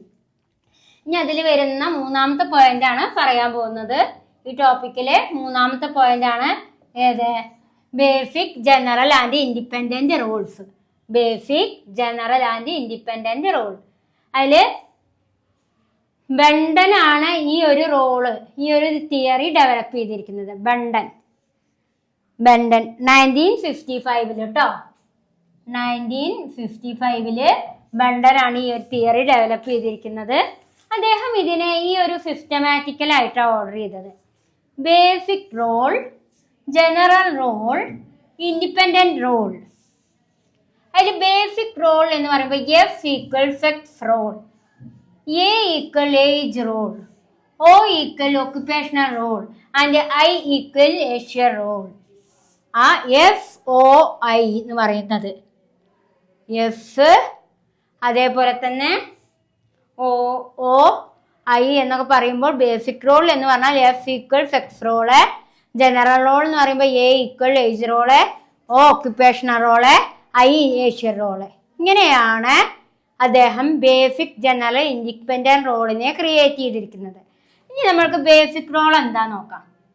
Basic role are mostly determined by sex and age ascribed to individual at birth, and this role shape conduct in large number of social conduct. അപ്പൊ ascribed എന്ന് പറഞ്ഞാൽ നമ്മൾ പഠിച്ചതായിരുന്നു അല്ലെ, നിശ്ചയിച്ചതാണ്, നമുക്ക് അസ്ക്രൈബ് ചെയ്ത. അപ്പൊ അസ്ക്രൈബ്ഡ് ഇൻഡിവിജ്വൽ, നിശ്ചയിച്ചിട്ടുള്ള വ്യക്തികൾ ആരൊക്കെ, എന്തിന്റെ അടിസ്ഥാനത്തിൽ? അപ്പൊ ബേസിക് റോൾ ഡിറ്റർമൈൻ ചെയ്യുക എങ്ങനെയാണ്? Basic role are mostly determined by sex and age ascribed individual. Ascribed individual എന്ന് പറഞ്ഞാൽ എന്താണ്? നിശ്ചയിച്ച വ്യക്തികൾ, അവരിലുള്ള സെക്സ് ആൻഡ് ഏജിനെയാണ് ബേസിക് റോൾ ഡിറ്റർമൈൻ ചെയ്യുക. At birth and the role shape conduct in large number of social context. ഒരുപാട് സാമൂഹിക കണ്ടക്സ്റ്റിൽ നിന്നും എങ്ങനെ കണ്ടെത്തുന്നു? സെക്സ്വൽ നോക്കിയിട്ടും ഏജ് നോക്കിയിട്ടും അസ്ക്രൈബ്ഡ് ഇൻഡിവിജ്വൽസിനെ എന്ത് ചെയ്യാണ്? ഡിറ്റർമൈൻ ചെയ്യാണ് ചെയ്യുന്നത്. ഏതിലെ? ബേസിക് റോളില്. ഇനി ജനറൽ റോൾ പറഞ്ഞാൽ എന്തായിരിക്കും? General role are mostly assigned on the basis of merit of the individual. General role എന്ന് പറയുമ്പോൾ ഒരു വ്യക്തിയുടെ മെറിറ്റ്, ഗുണത്തെ അടിസ്ഥാനപ്പെടുത്തിയിട്ടുള്ള റോളിനെയാണ് ജനറൽ റോൾ എന്ന് പറയുന്നത്. General roles are mostly assigned on the basis of merit of the individual. ഒരു വ്യക്തിയുടെ മെറിറ്റ്, ഗുണത്തെ അടിസ്ഥാനപ്പെടുത്തി തരംതിരിക്കുന്നതിനെയാണ് എന്ത് പറയുന്നത്? ജനറൽ റോള് എന്ന് പറയാം. അതേപോലെ തന്നെ ഇൻഡിപെൻഡന്റ് റോൾ, സ്വതന്ത്രമായ റോള്. സ്വതന്ത്രമായ റോൾ എന്ന് പറയുമ്പോൾ എങ്ങനെയായിരിക്കും? Independent role determined by merit have very less implication for other role on the way people respond to the person who occupy the independent role. Example of independent role leisure role, many occupational role. Leisure റോളിനെയും occupational റോളിനെയുമാണ് ഇവിടെ എന്ത് പറയുന്നത്? Independent role എന്ന് പറയാം. മാത്രല്ല independent റോളിന്റെ പ്രത്യേകത എന്ന് പറയുന്നത് എന്താണ്? Independent role are determined by merit and have very less implication. അതായത് സ്വതന്ത്ര റോളുകൾ മെറിറ്റിന്റെ അടിസ്ഥാനത്തിലാണ് നിർണയിക്കുന്നത്. മാത്രല്ല സ്വതന്ത്ര റോളിൽ പങ്കെടുക്കുന്ന വ്യക്തിയോട് ആളുകൾ എങ്ങനെ എന്നതിലും വളരെ എന്തായിരിക്കും? അപ്പൊ മെറിറ്റിനെ അടിസ്ഥാനപ്പെടുത്തിയിട്ടുള്ളതാണ് ഇൻഡിപെൻഡന്റ് റോള്. മാത്രല്ല അത് എങ്ങനെയാണ്, എന്ത് കൊണ്ടെന്നാൽ എന്നിവയൊക്കെ ഉദ്ദേശിക്കുന്നതായിരിക്കും ഇൻഡിപെൻഡന്റ് റോള്. അപ്പോ ഇവിടെ മെറിറ്റിന്റെ അടിസ്ഥാനത്തിൽ നിർണയിക്കുന്നതാണ് സ്വതന്ത്ര റോളുകൾ. സ്വതന്ത്ര റോളിൽ പങ്കെടുക്കുന്ന വ്യക്തിയോട് ആളുകൾ എങ്ങനെ പെരുമാറിയാലും അവ വളരെ കുറവാണ്. സ്വതന്ത്ര റോളുകൾക്ക് ഉദാഹരണമാണ് എന്ത്? ലേഷ്യർ റോളുകളും ഒക്യുപ്പേഷണൽ റോളുകളും. ഒഴിവു സമയത്തെ റോളുകളും ഒക്യുപ്പേഷണൽ റോളുകളും ഏതിനും ഉദാഹരണമാണ്? ഇൻഡിപെൻഡന്റ് റോളിന്, സ്വതന്ത്ര റോളിന് ഉദാഹരണമാണ്. ലേഷ്യർ റോള് പറഞ്ഞാൽ എന്താ? ലേഷ്യർ പറഞ്ഞാൽ എന്താ? ഒഴിവു സമയങ്ങളിൽ നമ്മൾ ചെയ്യുന്ന ഓരോ റോളിനെയും ലേഷ്യർ റോൾ എന്ന് പറയും. അപ്പൊ നമ്മൾ ജോലിക്ക് പോണില്ല, 2 ദിവസം ലീവ് എടുത്തു, അന്ന് നമ്മൾ എന്തൊക്കെ റോളുകളാണ് വഹിക്കുന്നത് വെച്ചാൽ അത് സ്വതന്ത്ര റോളാണ്. അവിടെ നമ്മൾ സ്വതന്ത്രരാണ്. ഇപ്പൊ ഒരു വർക്ക് ചെയ്യുന്നുണ്ട് വിചാരിക്കുക. ഒരു വർക്ക് ചെയ്യുമ്പോൾ അത് ഒരിക്കലും സ്വതന്ത്ര റോൾ ആവില്ല. അയാളുടെ വർക്കില് ഇൻവോൾവഡ് ആയിത്തീരും. അപ്പൊ വർക്ക് ചെയ്യുമ്പോൾ ഒരിക്കലും സ്വതന്ത്ര റോൾ ആവില്ല. വർക്ക് ചെയ്യാതെ ഒഴിവു സമയങ്ങളോ അത്തരത്തിലുള്ള സമയങ്ങളെയൊക്കെയാണ് നമ്മൾ എന്ത് പറയുക?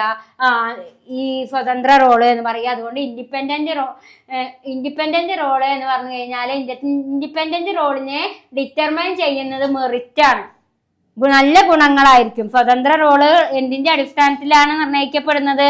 മെറിറ്റിന്റെ അടിസ്ഥാനത്തിലായിരിക്കും നിർണയിക്കപ്പെടുക. പിന്നെ സ്വതന്ത്ര റോളിൽ പങ്കെടുക്കുന്ന വ്യക്തിയോട് ആളുകൾ എങ്ങനെ പ്രതികരിക്കുന്നു എന്നതും വളരെ കുറവാണ്. സ്വതന്ത്ര റോളുകൾക്ക് ഉദാഹരണമാണ് എന്ത്? സ്വതന്ത്ര റോളുകൾക്ക് ഉദാഹരണമായിട്ട് എന്താ പറയുന്നത്? ഒഴിവു സമയത്തെ റോളുകളും അതേപോലെ തന്നെ നിരവധി തൊഴിൽപരമായ റോളുകളും ഒക്കെ ഏതിന് ഉദാഹരണമാണ്? സ്വതന്ത്ര റോളുകൾ അഥവാ ഇൻഡിപെൻഡന്റ് റോളിന് ഉദാഹരണമായിട്ടാണ് ഇവിടെ ചൂണ്ടിക്കാണിക്കുന്നത്. അടുത്തത് നമ്മൾക്ക് എടുക്കാനുള്ള ടോപ്പിക്കാണ് റോൾ ഇൻ സിമ്പിൾ സൊസൈറ്റി. ആദ്യം നമുക്കതിന് റോൾ സിസ്റ്റം എന്താ പഠിക്കണം. റോൾ സിസ്റ്റം ഇത് ഇമ്പോർട്ടൻ്റ് ആണ് കേട്ടോ. റോൾ സിസ്റ്റം പ്രധാനമായും 2 രീതിയിലാണ് റോൾ സിസ്റ്റം ഉള്ളത്. റോൾ ഇൻ സിമ്പിൾ സൊസൈറ്റി ഉണ്ട്, റോൾ ഇൻ കോംപ്ലക്സ് സൊസൈറ്റി ഉണ്ട്. Role in simple society, role in complex society. ഇനി റോൾ ഇൻ സിമ്പിൾ സൊസൈറ്റി പറഞ്ഞാൽ എന്താ? ലളിതമായ സമൂഹം. റോൾ ഇൻ സിമ്പിൾ റോൾ സിസ്റ്റത്തിൽ രണ്ടെണ്ണാണുള്ളത്. സിമ്പിൾ സൊസൈറ്റി ഉണ്ട്, കോംപ്ലക്സ് സൊസൈറ്റി ഉണ്ട്. സിമ്പിൾ സൊസൈറ്റി ആയിരിക്കുമ്പോൾ സിമ്പിൾ ആയിരിക്കും സമൂഹം, കോംപ്ലക്സ് സൊസൈറ്റി ആയിരിക്കുമ്പോൾ ഇടുങ്ങിയ സമൂഹമായിരിക്കും. അപ്പൊ അതിൽ നമുക്ക് റോൾ ഇൻ സിമ്പിൾ സൊസൈറ്റി എന്താ പറയണത് നോക്കാം. Role in simple society like that of bushman in Kalahari desert in southern Africa and എക്സിമോ in Arctic waste role are allocated based upon natural difference of age, sex and kinship. അതായത് role in simple society എന്ന് പറയുമ്പോൾ നമ്മുടെ like that of എന്താണ് role in simple സൊസൈറ്റിയിൽ പറയുന്നത്? In the simple society like that of bushman in Kalahari desert in southern Africa. Bushman പറയാണ് എവിടുത്തെ desert? Southern ആഫ്രിക്കയിലെ കൽഹാരി ഡിസേർട്ട് ആണ് പറയുന്നത്. ആൻഡ് എക്സിമോ ഇൻ ആർട്ടിക് വേസ്റ്റ് റോൾ. അപ്പൊ കൽഹാരി ഡിസേർട്ടിലെ സൗത്തേൺ ആഫ്രിക്കയിലുള്ള കൽഹാരി ഡിസേർട്ടിനെയും Eskimo in Africa waste role are allocated based upon natural differences.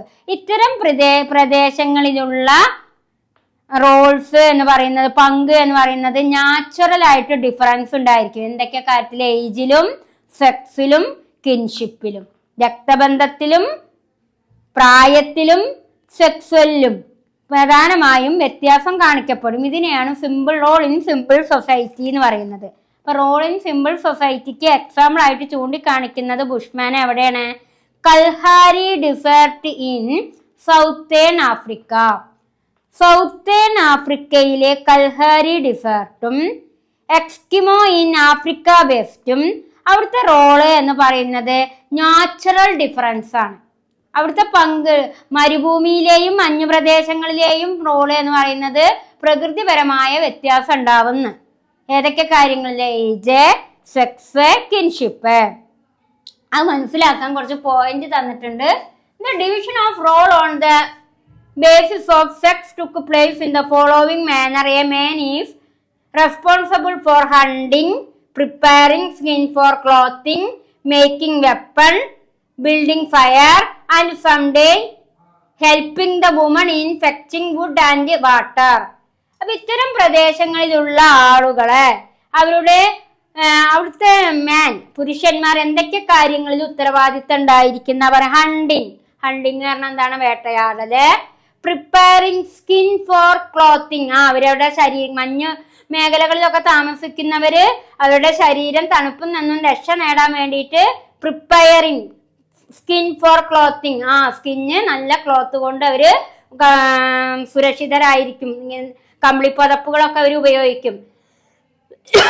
Making weapon, ഉപകരണങ്ങൾ ഉണ്ടാക്കുന്നതിലും ബിൽഡിംഗ് ഫയറിലും. അപ്പൊ ഇത്തരം കാര്യങ്ങളിലൊക്കെ എന്ത് ചെയ്യുന്ന പറയുന്നത്?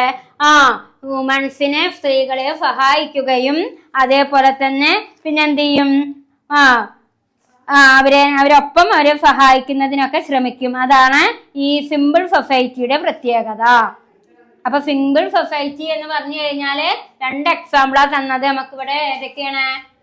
കൽഹാരി ഡിസേർട്ടും സൗത്ത് ആഫ്രിക്കയും എക്സ്കിമോ ഇൻ ആർട്ടിക് വെസ്റ്റും. അവിടുത്തെ റോള് എന്ന് പറയുന്നത് എന്തിലൊക്കെ വ്യത്യാസമാണ്? നാച്ചുറൽ ഡിഫറൻസ്, ഏജിലും സെക്സിലും കിൻഷിപ്പിലും വ്യത്യാസമാണ്. അതിന് ഉദാഹരണം പറയാണ്. അവിടെ division of role on the basis of sex took place in following manner. A man responsible. അവിടുത്തെ പുരുഷന്മാർ എന്തിനൊക്കെ ഉത്തരവാദിത്തം കാണിക്കും? Hunting, preparing skin for clothing, making weapons, building fire, sometime helping the woman, fetching wood and water. അതേപോലെ തന്നെ വിറക് ശേഖരിക്കുന്നതിനും വെള്ളം ശേഖരിക്കുന്നതിനും ഒക്കെ സ്ത്രീകളെ സഹായിക്കും. ഇതൊക്കെ എവിടുത്തെ പ്രത്യേകതയാണ്? ഈ ഏരിയത്തെ. അതുകൊണ്ടാണ് അവിടെ സിമ്പിൾ സൊസൈറ്റി എന്ന് പറയാനുള്ള കാരണം. രണ്ടാമത്തെ പോയിന്റ് എന്താ? The other basis of role allocation is age. A boy's passage into manhood is marked when he kills his first buck and the passage is celebrated with rituals. അതേപോലെ തന്നെ the other basis of role allocation is age. A boy's passage into manhood is marked when he kills his first buck and the passage is celebrated with rituals.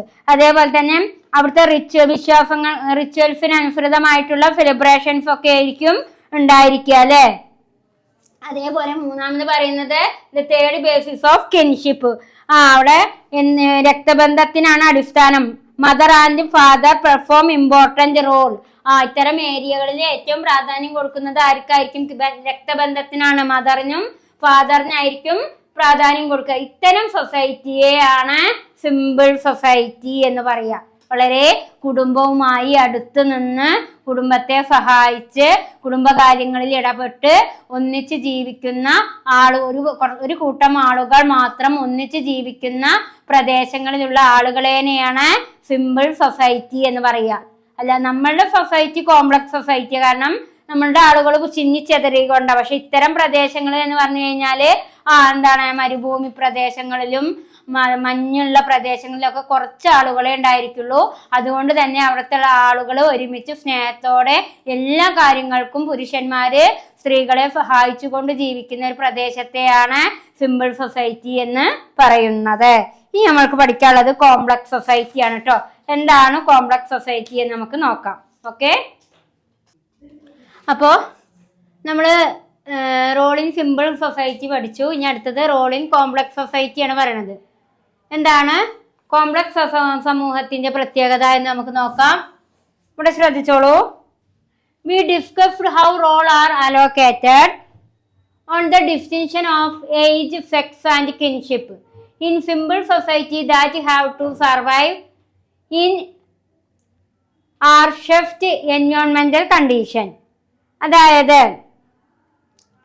എന്താണ് ഇവിടെ പറയുന്നത് വെച്ച് കഴിഞ്ഞാല്, role in complex society സങ്കീർണ സമൂഹങ്ങളിലെ റോളുകൾ എന്ന് പറയുമ്പോൾ we discussed how roles are allocated on the distinction of age, sex and kinship in simple society that have to survive in harshest എൻവയോൺമെന്റൽ കണ്ടീഷൻ. ഏറ്റവും കഠിനമായിട്ടുള്ള പാരിസ്ഥിതിക സാഹചര്യങ്ങളിൽ അതിജീവിക്കേണ്ടി വരുന്ന ലളിതമായ സമൂഹങ്ങളിൽ പ്രായം, ലിംഗഭേദം, കിൻഷിപ്പ്, രക്തബന്ധം എന്നിവയുടെ വ്യത്യാസത്തിൽ റോളുകൾ എങ്ങനെയായിരിക്കണമെന്ന് ചർച്ച ചെയ്യുന്നു. We discussed how roles are allocated on the distinction of age, sex and kinship in simple society that have to survive harshest എൻവയോൺമെന്റൽ കണ്ടീഷൻ. അതായത് എന്താണ് പറയുന്നത്, ഏറ്റവും കഠിനമായിട്ടുള്ള പാരിസ്ഥിതിക സാഹചര്യങ്ങളിൽ അതിജീവിക്കേണ്ടി വരുമ്പോൾ, ഏറ്റവും കഠിനമായിട്ടുള്ള പാരിസ്ഥിതിക സാഹചര്യങ്ങളിൽ അതിജീവിക്കേണ്ടി വരുമ്പോൾ ലളിത സമൂഹങ്ങൾ പ്രായം, ലിംഗം, കിൻഷിപ്പ് എന്നിവയുടെ വ്യത്യാസത്തിൽ റോളുകൾ എങ്ങനെ വിഭജിച്ചിരിക്കുന്നു എന്ന് ചർച്ച ചെയ്യുന്നതിനെയാണ് എന്ത് പറയുക, സങ്കീർണ സമൂഹത്തിലെ റോളുകൾ.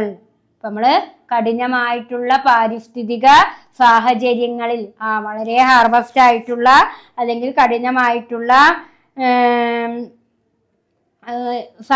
പാരിസ്ഥിതിക സാഹചര്യങ്ങളിൽ ഇതവിടെ പറയുന്നുണ്ട്, സർവൈവ് ദ ഹാർഷസ്റ്റ് എൻവയോൺമെന്റൽ കണ്ടീഷൻ. ഹാർഷസ്റ്റ് എൻവയോൺമെന്റൽ കണ്ടീഷൻ എന്ന് പറഞ്ഞാൽ കഠിനമായിട്ടുള്ള പാരിസ്ഥിതിക സാഹചര്യങ്ങളിൽ ജീവിക്കേണ്ടി വരുമ്പോൾ അവിടെ പ്രായം, ലിംഗഭേദം, കിൻഷിപ്പ് എന്നിവയുടെ വ്യത്യാസത്തിലെ റോളുകൾ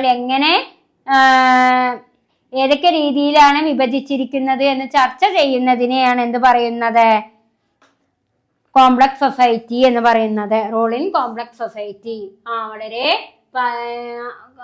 കഠിനമായിട്ടുള്ള പാരിസ്ഥിതിക സമൂഹങ്ങളിൽ ജീവിക്കുമ്പോൾ ഏജും സെക്സും കിൻഷിപ്പും ഒക്കെ എങ്ങനെയായിരിക്കുമെന്ന് ഡിസ്കഷൻ നടത്തുന്നതിനെയാണ് എന്ത് പറയുക, റോളിംഗ് കോംപ്ലക്സ് സൊസൈറ്റി.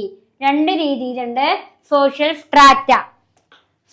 സ്ട്രാറ്റി ഉണ്ട്, അതേപോലെ തന്നെ ഡൈവേഴ്സിഫിക്കേഷൻ ആൻഡ് സ്പെഷ്യലൈസേഷൻ ഓഫ് ടാസ്കും ഉണ്ട്. അതിൽ നമുക്ക് സോഷ്യൽ സ്ട്രാറ്റ എന്ന് പറഞ്ഞാൽ എന്താണ് എന്ന് നമുക്ക് നോക്കാം. സോഷ്യൽ സ്ട്രാറ്റ എന്ന് പറയുമ്പോൾ some society are organized on the basis of rank such as noble, commoners, salvers. അതായത് സോഷ്യൽ സ്ട്രാറ്റ എന്ന് പറയുമ്പോൾ അതിൽ എന്തൊക്കെ കാര്യങ്ങൾ വരും, സാധാരണക്കാർ, അതേപോലെ തന്നെ പിന്നെ ആരാ, അടിമകള്, പ്രഭുക്കന്മാരെ. അപ്പൊ നോബിൾസ് എന്ന് പറഞ്ഞാൽ പ്രഭുക്കന്മാരെ, കോമണേഴ്സ് എന്ന് പറഞ്ഞാൽ സാധാരണക്കാരെ, സാൾവേഴ്സ് എന്ന് പറഞ്ഞാൽ അടിമകളെ. അപ്പോ ഇവരൊക്കെ എങ്ങനെയാണ് ഏറ്റവും ഇവരൊക്കെ എങ്ങനെയാണ് എന്തടിസ്ഥാനത്തിലാണ് സംഘടിപ്പിച്ചിരിക്കുന്നത് എന്നാണ് ഏതുകൊണ്ട് ഉദ്ദേശിക്കുന്നത്? Social strata. അപ്പൊ സോഷ്യൽ സ്ട്രാറ്റ എന്ന് പറഞ്ഞാൽ എന്താണ്? ചില പ്രഭുക്കന്മാർ, നോബിൾസുകളെ, കോമൺസ് എന്ന് പറഞ്ഞ സാധാരണക്കാരെ, അതേപോലെ സാൾവേഴ്സ് എന്ന് പറഞ്ഞാൽ അടിമകളെ തുടങ്ങിയ പദവികളുടെ അടിസ്ഥാനത്തിൽ സംഘടിപ്പിക്കപ്പെട്ടിരിക്കുന്നത് എങ്ങനെയാണ്, അവർ എങ്ങനെയാണ് അധികാരം പങ്കിടുന്നത് തുടങ്ങിയ കാര്യങ്ങളാണ് എവിടെ അവരുടെ പ്രിവിലേജസും ഡ്യൂട്ടീസും ഒക്കെ എങ്ങനെയാണ് പങ്കിടുന്നത് തുടങ്ങിയ കാര്യങ്ങളാണ് ഏതിൽ ഉൾപ്പെടുന്നത്? Social strata. സാമൂഹിക തലങ്ങൾ അഥവാ സോഷ്യൽ സ്ട്രാറ്റ. ഇപ്പൊ നോബിൾസും കോമണേഴ്സും സാൾവേഴ്സും ഒക്കെ എങ്ങനെയാണ് അവരുടെ അധികാരങ്ങൾ പങ്കിടുന്നത് എന്ന് തരംതിരിക്കുക, വിശകലനം ചെയ്യുന്നതാണ് ഏത്? Social strata.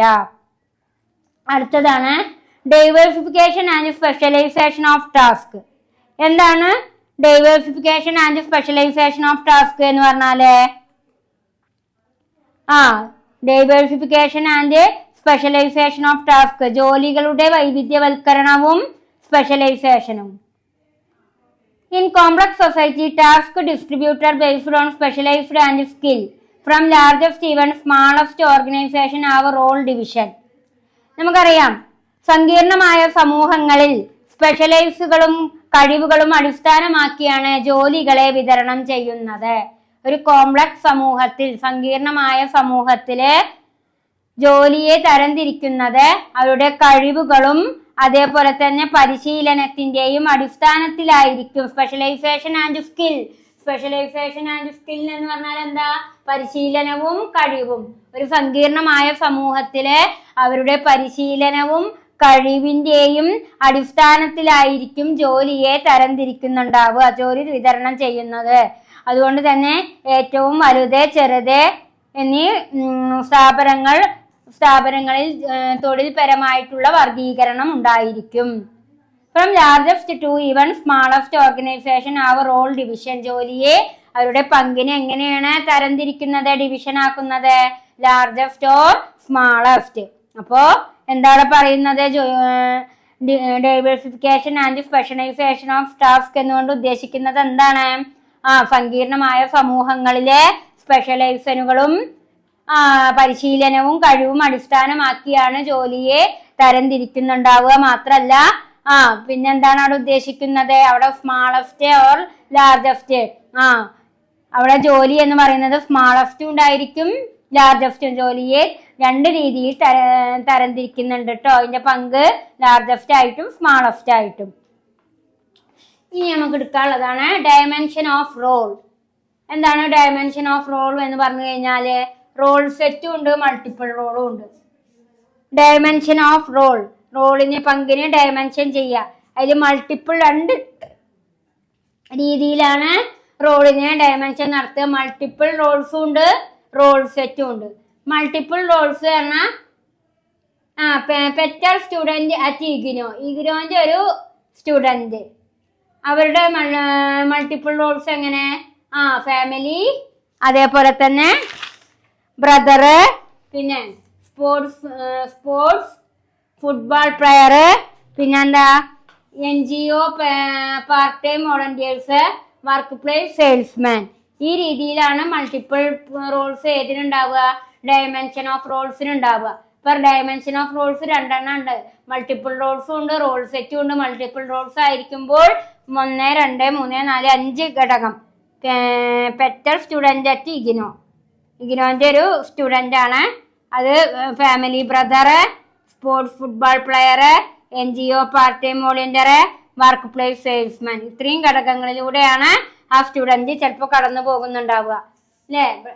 ഒരു സ്റ്റുഡന്റ് ഫാമിലിയിലെ ഒരു ബ്രദർ ആയിരിക്കാം, സ്പോർട്സിലും ഫുട്ബോളിലും പ്ലെയർ ആയിരിക്കാം, ഫാമിലിയിലെ ബ്രദർ ആയിരിക്കാം, സ്പോർട്സിലും ഫുട്ബോളിലും പ്ലെയർ ആയിരിക്കാം, NGO പാർട്ട് ടൈമില് NGO യൂണിയന്റെ വോളണ്ടിയർ ആയിരിക്കാം, സെയിൽസ്മാൻ ആയിരിക്കാം. അങ്ങനെ ഒരു ഇഗ്നോന്റെ ഒരു സ്റ്റുഡന്റ് 4 ഘട്ടങ്ങളിലൂടെ കടന്നു പോകുന്നുണ്ടായിരിക്കാം. ഇനി റോൾ സെറ്റ് എന്ന് പറഞ്ഞാൽ എന്താ? റോൾ സെറ്റ് എന്ന് പറയുമ്പോൾ ഇവിടെ Manoj A teacher in A government school. Manoj ഒരു ഗവൺമെന്റ് സ്കൂളിലെ ടീച്ചർ ആകുമ്പോൾ എന്തൊക്കെ വരാം? കോളേജസ് ഉണ്ടാവാം, നോൺ ടീച്ചർ സ്റ്റാഫ് ഉണ്ടാവാം, ടീച്ചേഴ്സ് യൂണിയൻ ഉണ്ടാവാം, സ്റ്റുഡന്റ് ഉണ്ടാവാം. കോളേജ് എന്ന് പറഞ്ഞാൽ ഒരേ പ്രായക്കാരുണ്ടായിരിക്കാം, ടീച്ചർ സ്റ്റാഫ് ഉണ്ടായിരിക്കാം, ടീച്ചർ യൂണിയൻ ഉണ്ടായിരിക്കാം, സ്റ്റുഡന്റ്. ഇതാണ് റോൾ സെറ്റ്. അപ്പൊ ഡയമെൻഷൻ ഓഫ് റോൾ ചോദിച്ചാൽ നിങ്ങൾ ഇത്ര ചെയ്താൽ മതി. മൾട്ടിപ്പിൾ റോൾ എഴുതിയൊക്കെ ഈ സ്റ്റെപ്പ് എഴുതുക. റോൾ സെറ്റ് എന്ന് ചോദിച്ചു കഴിഞ്ഞാൽ നിങ്ങൾ റോൾ സെറ്റ് ഡയമെൻഷൻ ഓഫ് റോൾസിൽ 2 സെറ്റ് ഉള്ളത്. റോൾ സെറ്റും ഉണ്ട്, മൾട്ടിപ്പിൾ റോൾസും ഉണ്ട്. മൾട്ടിപ്പിൾ റോൾസിൽ 4 സ്റ്റെപ്പ് വരും, റോൾ സെറ്റിലും 4 സ്റ്റെപ്പ് വരും. അടുത്തത് റോൾ സൈൻ. എന്താണ് റോൾ സൈൻ? റോൾ സൈൻ എന്നുകൊണ്ട് എന്താണ് ഉദ്ദേശിക്കുന്നത് നോക്കിക്കോളൂ. റോൾ സൈൻ എന്ന് പറഞ്ഞാൽ എന്താണ്? റോൾ സൈൻ എന്ന് പറയുമ്പോൾ നമുക്കറിയാം, clothing often serves as one of the most important ways to distinguish between man and woman in almost society. മിക്കവാറും എല്ലാ സമൂഹങ്ങളിലും പുരുഷന്മാരും സ്ത്രീകളും വേർതിരിച്ചറിയാനുള്ള ഏറ്റവും പ്രധാനപ്പെട്ട മാർഗങ്ങളിൽ ഒന്നാണ് വസ്ത്രം. മിക്കവാറും എല്ലാ സമൂഹങ്ങളിലും സ്ത്രീകളെയും പുരുഷന്മാരെയും വേർതിരിച്ചറിയാനുള്ള ഒരു ഘടകമായിട്ടാണ് ഏതിനെ കണക്കാക്കുന്നത്? വസ്ത്രത്തെ കണക്കാക്കുന്നത്, ക്ലോത്തിനെ കണക്കാക്കുന്നത്. It is because it works as sign different the male and female role and helps other anticipate their roles and shape their response. അതേപോലെ തന്നെ പിന്നീട് എന്താണ് അവിടെ പറയുന്നത്? വ്യത്യസ്ത ജോലികളിൽ സ്ത്രീയാണെങ്കിലും പുരുഷനാണെങ്കിലും വ്യത്യസ്ത ജോലികളിൽ ഇടപഴകുമ്പോൾ അവരുടെ വേഷങ്ങൾ എന്ന് പറയുന്നതും എങ്ങനെയായിരിക്കും? അവരുടെ വേഷങ്ങളും വ്യത്യസ്തമായിരിക്കും. It is because work as sign to different male and female role and help others anticipate their role and shape their response. അപ്പോ റോൾ സൈൻ ആണ് ഇനി അടുത്തതായിട്ട് പറയണത്. റോൾ സൈൻ പറഞ്ഞാൽ എന്താ? Clothing often serves as one of the most important ways to distinguish between man and woman in almost society.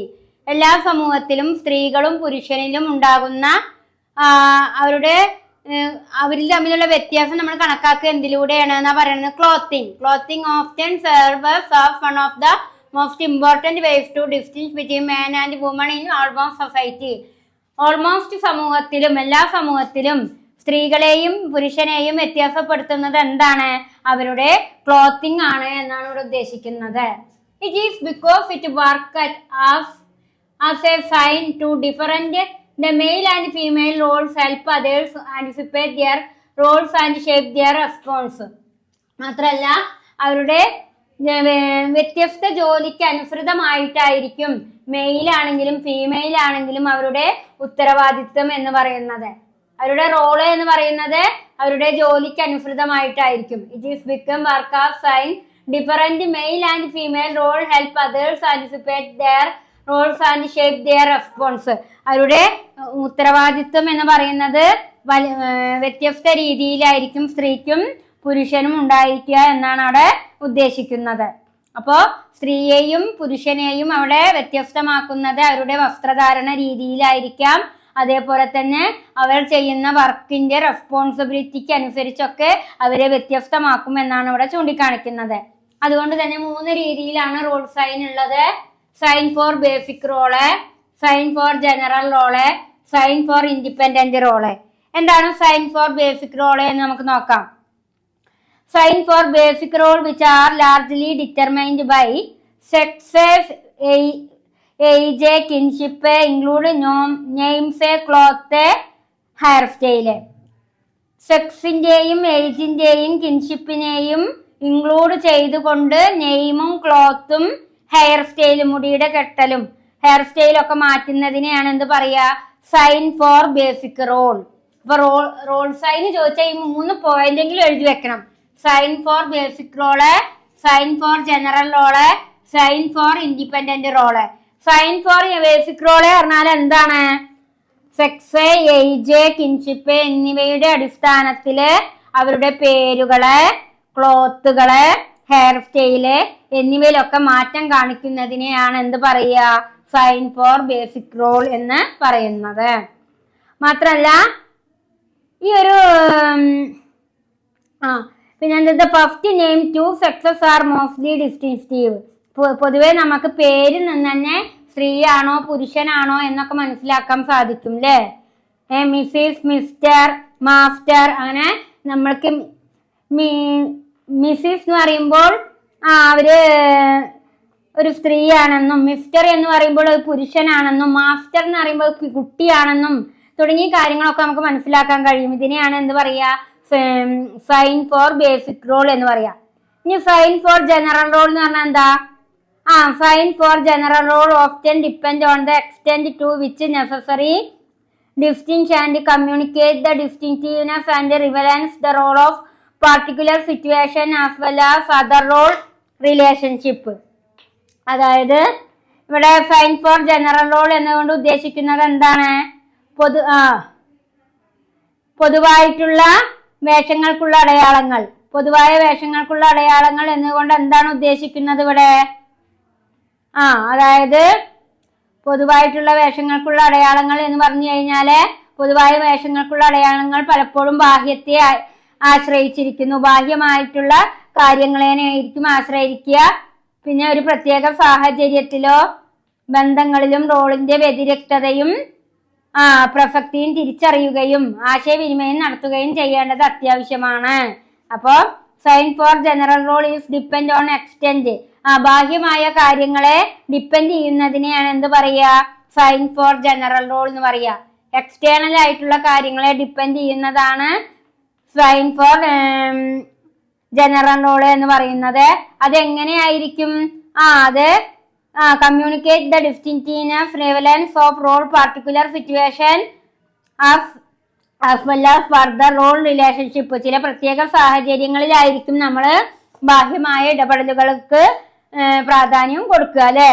ആശയവിനിമയമൊക്കെ കൊടുക്കുക. നമ്മൾ പലരുമായിട്ട് ആശയവിനിമയം നടത്തുക, കമ്മ്യൂണിക്കേഷൻ നടത്തുകയൊക്കെ നമ്മൾ ഒരു പ്രത്യേക സാഹചര്യത്തിലായിരിക്കും. മാത്രല്ല ഇപ്പൊ നമുക്കൊരു ദ കേസ് ഓഫ് പോലീസ്മാൻ, ഒരു പോലീസ്മാൻ യൂണിഫോം ഇട്ട് കാണുമ്പോൾ തന്നെ അദ്ദേഹത്തിനോട് എങ്ങനെയാണ് പെരുമാറേണ്ടത് നമുക്ക് അറിയാലേ? അപ്പൊ അത്തരത്തിലൊക്കെ ഉള്ള ബാഹ്യമായിട്ടുള്ള ഇടപെടലുമായി ബന്ധപ്പെട്ടിട്ടുള്ള റോളാണ് സൈൻ ഫോർ ജനറൽ റോള്. ഇനി സൈൻ ഫോർ ഇൻഡിപെൻഡന്റ് റോള് പറഞ്ഞാൽ എന്താ? സ്വതന്ത്ര വേഷങ്ങൾക്കുള്ള അടയാളങ്ങൾ. Independent role have less implication for other role. Sign for them are limited. അതായത് സ്വന്തം വേഷങ്ങൾ കുറഞ്ഞ അർത്ഥതലത്തിലുള്ളതിനാൽ മറ്റ് വേഷങ്ങൾക്കും അവയുടെ അടയാളങ്ങളും പരിമിതമാണ്. ഇപ്പൊ സ്വന്തം വേഷങ്ങൾക്ക് കുറഞ്ഞ അർത്ഥതലങ്ങളാണ് ഉള്ളത് എന്നുണ്ടെങ്കിൽ എങ്ങനെയായിരിക്കും? മറ്റു വേഷങ്ങൾക്ക് അവയ്ക്കുള്ള അടയാളങ്ങളും പരിമിതമായിരിക്കും. നമ്മളുടെ വേഷത്തിന്റെ അടിസ്ഥാനത്തിലാണ് നമ്മളതിനെ തരംതിരിക്കുന്നത്. ഇപ്പൊ ഒരു പോലീസുകാരൻ അദ്ദേഹത്തിന്റെ വസ്ത്രം കാണുമ്പോൾ തന്നെ നമ്മൾ അദ്ദേഹത്തെ റെസ്പെക്ട് ചെയ്യും. അപ്പൊ അതുകൊണ്ടാണ് സ്വന്തം വേഷങ്ങൾ അർത്ഥതലം ഉണ്ടായിരിക്കുമ്പോൾ മാത്രമാണ്. അർത്ഥതലം ഇല്ല എന്നുണ്ടെങ്കിൽ നമ്മളെ വേഷങ്ങൾക്ക് എന്തുണ്ടാവില്ല? അടയാളങ്ങൾ എന്ന് പറയുന്നത് പരിമിതമായിരിക്കും. Independent role less implication of other role. Sign for them are limited എന്ന് പറയാനുള്ള കാരണം സ്വതന്ത്ര വേഷങ്ങൾക്ക് കുറഞ്ഞ അർത്ഥതലം ഉള്ളതിനാൽ മറ്റ് വേഷങ്ങൾ അടയാളങ്ങൾ പരിമിതമായിരിക്കും. ഇപ്പൊ സ്വതന്ത്ര വേഷങ്ങൾക്ക് അർത്ഥതലങ്ങൾ കുറവായതിനാല് മറ്റ് വേഷങ്ങൾക്ക് എന്തായിരിക്കും? അടയാളങ്ങള് പരിമിതമായിരിക്കും എന്നാണ് സൈൻ ഫോർ ഇൻഡിപെൻഡന്റ് റോളിൽ പറയുന്നത്. ഇനി നമുക്ക് എടുക്കാനുള്ളത് റോൾ ചേഞ്ചിങ്ങും അതേപോലെ തന്നെ റോൾ കോൺഫ്ലിക്റ്റ് ആൻഡ് സ്ട്രെയിനും ആണ് എടുക്കാനുള്ളത്. എന്താ എന്ന് നമുക്ക് നോക്കാം. ഓക്കെ, അപ്പോ ഇനി നമ്മൾക്ക് ഈ യൂണിറ്റിലെ ലാസ്റ്റ് 2 ടോപ്പിക് കൂടി പറയാണ്ട്. റോൾ ചേഞ്ചിങ്ങും റോൾ കോൺഫ്ലിക്റ്റ് ആൻഡ് സ്ട്രെയിനും. എന്താ റോൾ ചേഞ്ചിങ് പറഞ്ഞാലേ? റോൾ ചേഞ്ചിങ് പറഞ്ഞാൽ നമ്മളുടെ പങ്ക് മാറുക. Role never remain same and keep involving. Individual move from one role to another. New role added to old set of roles. Role never remain the same and keep evolving. നമ്മൾക്ക് എപ്പോഴും നമ്മളുടെ role എന്ന് പറയുന്നത് same ആയിട്ട് കൊണ്ടുപോകാനൊന്നും കഴിയില്ല. Role never remain the same. ഒരിക്കലും നമുക്ക് നമ്മളുടെ റോള് ഒരേപോലെ സെയിം ആയിട്ട് കൊണ്ടുപോകാൻ കഴിയില്ല. Individual move from one role to another. ഒരു വ്യക്തി അദ്ദേഹത്തിന്റെ റോളിൽ നിന്ന് എങ്ങോട്ട് മൂവ് ചെയ്യുന്നു? Individual move from one role to another. ഒരു റോളിൽ നിന്നും മറ്റൊരു റോളിലേക്ക് മൂവ് ചെയ്യുന്നു. New role are added. അപ്പൊ പുതിയ റോൾ എന്ത് ചെയ്യും? ആഡർ ചെയ്യും, കൂട്ടിച്ചേർക്കും to the old set of role. അപ്പൊ ഒരു വ്യക്തിക്ക് എപ്പോഴും തന്റെ റോള് എന്ന് പറയുന്നത് സെയിം ആയി നിലനിർത്താൻ കഴിയില്ല. ഇപ്പൊ ഒരു കുട്ടി, ആ കുട്ടിയുടെ റോള് ഒരു കാലഘട്ടത്തിൽ ആ കുട്ടി ഒരു 14 വയസ്സ് വരെ 14 വയസ്സ് വരെയും കുട്ടി തന്നെ ആയിരിക്കാം. 14 വയസ്സ് കഴിഞ്ഞാൽ പിന്നെ ആ കുട്ടി കൗമാരപ്രായമായി.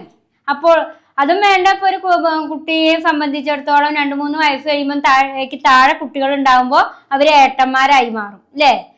അപ്പൊ ആ കുട്ടിയുടെ റോള് മാറി. അതേപോലെ തന്നെ ഏതൊരാളും ഒരു പ്രായത്തിൽ ബാല്യം, പിന്നെ ഒരു പ്രായത്തിൽ കൗമാരം, പിന്നെ ഒരു പ്രായത്തിൽ യൗവനം, പിന്നെ ഒരു പ്രായത്തേക്ക് എത്തുമ്പോഴേക്കും വാർദ്ധക്യം. അപ്പൊ സ്വന്തം റോൾ ഒരിക്കലും സെയിം ആയിട്ട് നിലനിർത്താൻ ഒരാൾക്കും കഴിയില്ല. Role never remain the same, keep evolving. ഒരിക്കലും സ്വന്തം റോള് സെയിം ആയിട്ട് നിലനിർത്താൻ ആർക്കും സാധിക്കില്ല. Individual move from one role to another. ഒരു വ്യക്തിയുടെ റോള് എന്ത് ചെയ്യുന്നു? മറ്റൊരു റോളുമായിട്ട് മൂവ് ചെയ്യുന്നു. New role are added. അങ്ങനെ പുതിയ റോളുകൾ കൂട്ടിച്ചേർക്കപ്പെടുന്നു. Old set of role. പഴയത് അങ്ങനെ നമ്മള് പിന്നെ പക്ഷെ പഴയത് നിലനിർത്തിക്കൊണ്ട് തന്നെ പുതിയ റോളുകളിലേക്ക് നമ്മൾ പോകുന്നു. അപ്പൊ നമ്മളൊരു അച്ഛനും അമ്മയ്ക്കും നമ്മൾ കുട്ടി തന്നെയാണ്. പക്ഷെ മറ്റുള്ളവർക്ക് നമ്മൾ ഏട്ടനാകാം, അനിയനാകാം, അതേപോലെ തന്നെ പിന്നെ ഭർത്താവാകാം, അച്ഛനാകാം, അല്ലേ? പക്ഷെ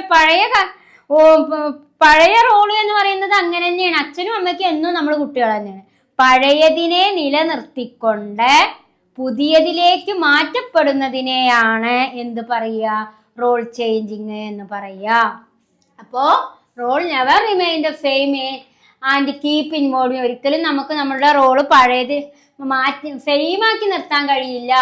individual move from one role to another. New role are added to old set of. പക്ഷെ നമുക്കൊരു പഴയ റോളിനെയും കൊണ്ട് പോവാൻ കഴിയില്ല. പക്ഷെ ആ പഴയ റോള് ആ പങ്ക് എന്താന്ന് അവിടെ നിർത്തിക്കൊണ്ട് നമുക്ക് പുതിയതിലേക്കുള്ള ആ മാറ്റത്തെയാണ് എന്ന് പറയുന്നത് റോൾ ചേഞ്ചിങ് എന്ന് പറയുക.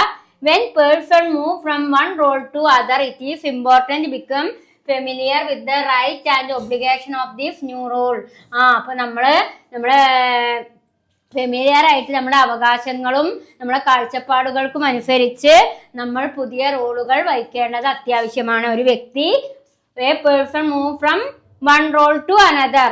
ഒരു വ്യക്തി തൻ്റെ ഒരു റോളിൽ നിന്നും മറ്റൊരു റോളിലേക്ക് പോകുന്നത് ഇമ്പോർട്ടൻ്റ് ആയിട്ടുള്ള കാര്യമാണ്. കാരണം നമ്മളുടെ അവകാശങ്ങളും നമ്മുടെ കാഴ്ചപ്പാടുകൾക്കും അനുസരിച്ച് നമ്മളുടെ റോളുകൾ പുതിയതായി വരിക എന്നാണ് പറയുന്നത്. ഇതിനെയാണ് നമ്മൾ എന്ത് പറയുക? റോൾ ചേഞ്ചിങ് എന്ന് പറയുന്നത് കേട്ടോ. റോൾ ചേഞ്ചിങ് പറഞ്ഞാല് നമ്മള് when a person move from one role to the other, it is important to become familiar with the right and obligation of this new role. നമ്മളുടെ വ്യക്തിത്വം പഴയതിൽ നിന്നും നമ്മൾ എന്ത് ചെയ്യും? ഒന്നിൽ നിന്നും മറ്റൊന്നിലേക്ക് മാറിക്കൊണ്ടിരിക്കുന്ന അവസ്ഥയാണ് നമ്മൾ എന്ത് പറയുന്നത്? റോൾ ചേഞ്ചിങ് എന്ന് പറയുന്നത്. അടുത്തത് നടക്കാനുള്ളത് നമുക്ക് റോൾ കോൺഫ്ലിക്റ്റ് ആൻഡ് സ്ട്രെയിൻ. എന്താണ് റോൾ കോൺഫ്ലിക്റ്റ് ആൻഡ് സ്ട്രെയിൻ എന്ന് പറഞ്ഞാൽ എന്താ എന്ന് നമുക്ക് നോക്കാം. നമുക്കറിയാം, a person occupies several status, there are multiple role to be played. ഒരു വ്യക്തി നിരവധി പദവികൾ വഹിക്കാറുണ്ട്. മൾട്ടിപ്പിൾ റോൾ എന്ന് പറഞ്ഞാൽ എന്താ? നിരവധി റോളുകൾ. ഒരു വ്യക്തിയെ സംബന്ധിച്ചിടത്തോളം അദ്ദേഹം നിരവധി റോളുകളാണ് വഹിക്കാറുള്ളത്. Sometimes two different status of an individual may demand conflicting expectation, placing the individual in state of dilemma. പിന്നെ എന്താ പറയുന്നത്? അപ്പൊ ഒരു വ്യക്തി നിരവധി പദവികൾ വഹിക്കാറുണ്ട്, ഒന്നിലധികം റോളുകൾ നിർവഹിക്കാനുമുണ്ട്. ചിലപ്പോൾ വ്യക്തികൾ 2 വ്യത്യസ്ത റോളുകളായിരിക്കും വഹിക്കുക. ഇപ്പൊ ഒരു ക്ലാസ് റൂം ആണെങ്കിൽ ഒരു വ്യക്തിയെ സംബന്ധിച്ചിടത്തോളം ഒരു അധ്യാപകനാകുമ്പോൾ ആ അധ്യാപകൻ ഉത്തരവാദിത്തങ്ങളുടെ ഒരു ലളിതമായ ഉത്തരവാദിത്തങ്ങൾ അത്രയും അദ്ദേഹത്തിനുണ്ടാവും. കാരണം ക്ലാസ്സിൽ അദ്ദേഹം 2 രീതിയിൽ പെരുമാറണം. ചില സമയത്ത് അദ്ദേഹം വളരെ റഫായിട്ടും ചില സമയത്ത് അദ്ദേഹം വളരെ സോഫ്റ്റ് ആയിട്ടുമാണ് നിലനിൽക്കുക. അപ്പോ ഒരു ക്ലാസ് മോണിറ്റർ ആയിട്ട് അദ്ദേഹം അച്ചടക്കം പാലിക്കണം അല്ലേ. അപ്പൊ ഇത്തരത്തിൽ അങ്ങനെ അതേസമയം സഹപാഠികളെയും കുട്ടികളെയും വിദ്യാർത്ഥികളെയും ഒക്കെ കുട്ടികളെ അദ്ദേഹം സ്നേഹത്തോടെയും അതേപോലെ അവരെ ഭീഷണിപ്പെടുത്താതെയും അവരുമായിട്ട് വഴക്ക് കൂടാതെയും അവരെ സ്നേഹത്തിന്റെ നിലയിലൂടെ കൊണ്ടുപോകാൻ ആ അധ്യാപകന് സാധിക്കണം. ഈ സമയത്തൊക്കെ നമ്മളിൽ ഉണ്ടാകുന്ന ഒരു സ്ട്രെയിൻ ആണ് എന്ത് പറയുന്നത്, റോഡ് കോൺഫ്ലിക്റ്റ് എന്ന് പറയുന്നത്. അതായത് റോഡ് കോൺഫ്ലിക്റ്റ് പറഞ്ഞാൽ എന്താണ്? അപ്പൊ നമ്മള് ഒരു ജോലി ചെയ്യുമ്പോൾ ആ ഒരു അധ്യാപകനാണെങ്കിൽ ആ അധ്യാപകൻ 2 രീതിയിൽ പെരുമാറ്റങ്ങൾ കാണിക്കണം. സോഫ്റ്റ് കോർണറും വേണം, റഫ് കോർണറും വേണം. അങ്ങനെ 2 രീതിയിൽ പെരുമാറ്റം കാണിക്കുമ്പോൾ അദ്ദേഹത്തിനുണ്ടാകുന്ന അദ്ദേഹത്തിന്റെ റോള് എന്ന് പറയുന്നത് 2 രീതിയിൽ കൂടെയാണ്. നല്ല ഉത്തരവാദിത്വം ഉണ്ടായിരിക്കണം, കുറച്ച് നന്നായി സോഫ്റ്റ്നെസ്സും ഉണ്ടായിരിക്കണം, നന്നായിട്ട് റഫ്നെസ്സും ഉണ്ടായിരിക്കണം. അങ്ങനെ 2 രീതിയിലൂടെ അദ്ദേഹം അദ്ദേഹത്തിന്റെ സ്വഭാവം പ്രകടമാക്കുമ്പോൾ അപ്പോൾ അദ്ദേഹത്തിനുണ്ടാകുന്ന ആ സ്ട്രെയിനിനെയാണ് നമ്മൾ എന്ത് പറയാ, റോഡ് കോൺഫ്ലിക്റ്റ് അഥവാ സ്ട്രെയിൻ എന്നത് കൊണ്ട് ഉദ്ദേശിക്കുന്നത് കേട്ടോ. ഇപ്പോൾ റോഡ് കോൺഫ്ലിക്റ്റ് ആൻഡ് സ്ട്രെയിൻ എന്ന് പറഞ്ഞാല് ഇപ്പൊ ഒരു 2 സ്വഭാവം പ്രകടിപ്പിക്കുക. അങ്ങനെ നമ്മളുടെ ജീവിതത്തിൽ നമ്മൾ പല സ്വഭാവങ്ങളും ചിലപ്പോൾ സാഹചര്യത്തിനനുസരിച്ച് സിറ്റുവേഷൻ അനുസരിച്ച് നമ്മൾ പല സ്വഭാവങ്ങളും പ്രകടിപ്പിക്കേണ്ടി വരും. അങ്ങനെ നമ്മൾ സിറ്റുവേഷൻ അനുസരിച്ച് ഡിഫറൻറ്റ് ക്യാരക്ടർ പ്രകടിപ്പിക്കുന്നതിനെയാണ് different role in life time. നമ്മളുടെ ജീവിതത്തിൽ നമ്മൾ വ്യത്യസ്ത റോളുകൾ പ്രകടിപ്പിക്കുന്നതിനെയാണ് എന്ത് പറയുക, role conflict and strain. Example ഒരു ടീച്ചറെ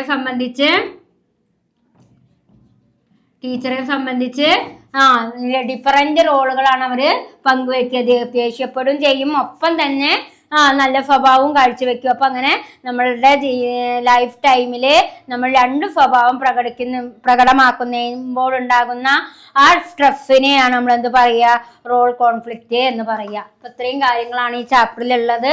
ക്ലാസ് നന്നായിട്ട് കേൾക്കുക, അതേപോലെ ഷോർട്ട് നോട്ടുകൾ എഴുതിയെടുക്കുക. ഡൗട്ടുകൾ ഉണ്ട് എന്നുണ്ടെങ്കിൽ നമുക്ക് ലൈവ് ക്ലാസ്സിൽ അത് ഡിസ്കഷൻ നടത്താം. ഓക്കെ, അപ്പോൾ നമ്മൾ റോൾ ഇൻ സിമ്പിൾ സൊസൈറ്റി പഠിച്ചു. ഇനി അടുത്തത് റോൾ ഇൻ കോംപ്ലക്സ് സൊസൈറ്റിയാണ് പറയണത്. എന്താണ് കോംപ്ലക്സ് സമൂഹത്തിന്റെ പ്രത്യേകത എന്ന് നമുക്ക് നോക്കാം. ഇവിടെ ശ്രദ്ധിച്ചോളൂ.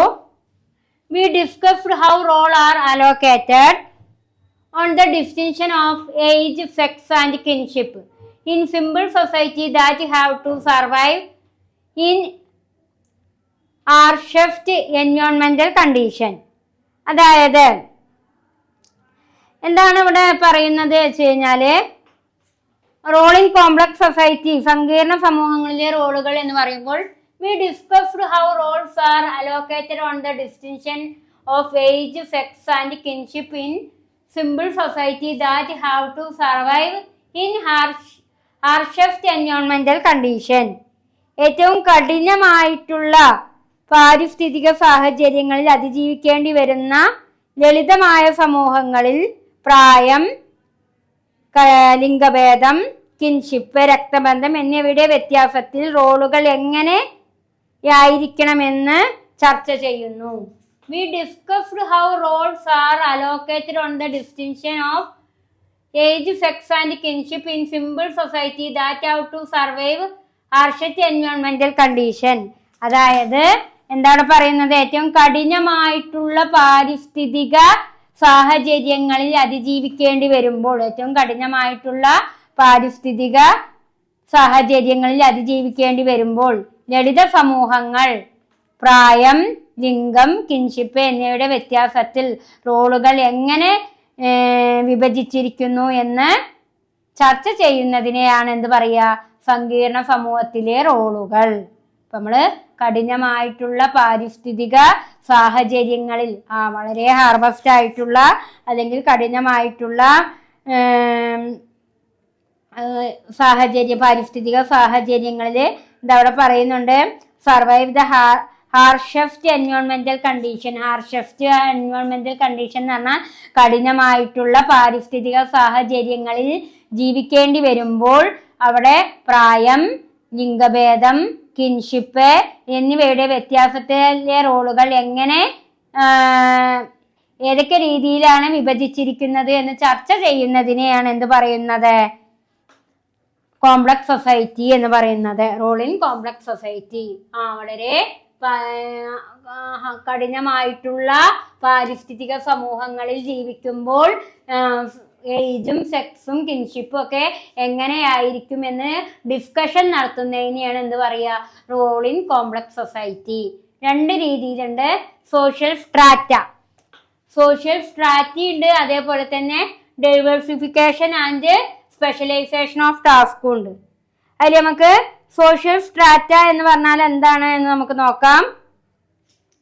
സോഷ്യൽ സ്ട്രാറ്റ എന്ന് പറയുമ്പോൾ some society are organised on the basis of rank such as noble, commoners, സാൾവേഴ്സ്.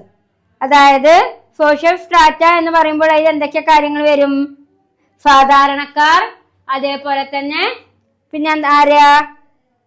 അടിമകളെ, പ്രഭുക്കന്മാരെ. അപ്പൊ നോബിൾസ് എന്ന് പറഞ്ഞാൽ പ്രഭുക്കന്മാരെ, കോമണേഴ്സ് എന്ന് പറഞ്ഞാൽ സാധാരണക്കാരെ, സാൾവേഴ്സ് എന്ന് പറഞ്ഞാൽ അടിമകളെ. അപ്പോ ഇവരൊക്കെ എങ്ങനെയാണ്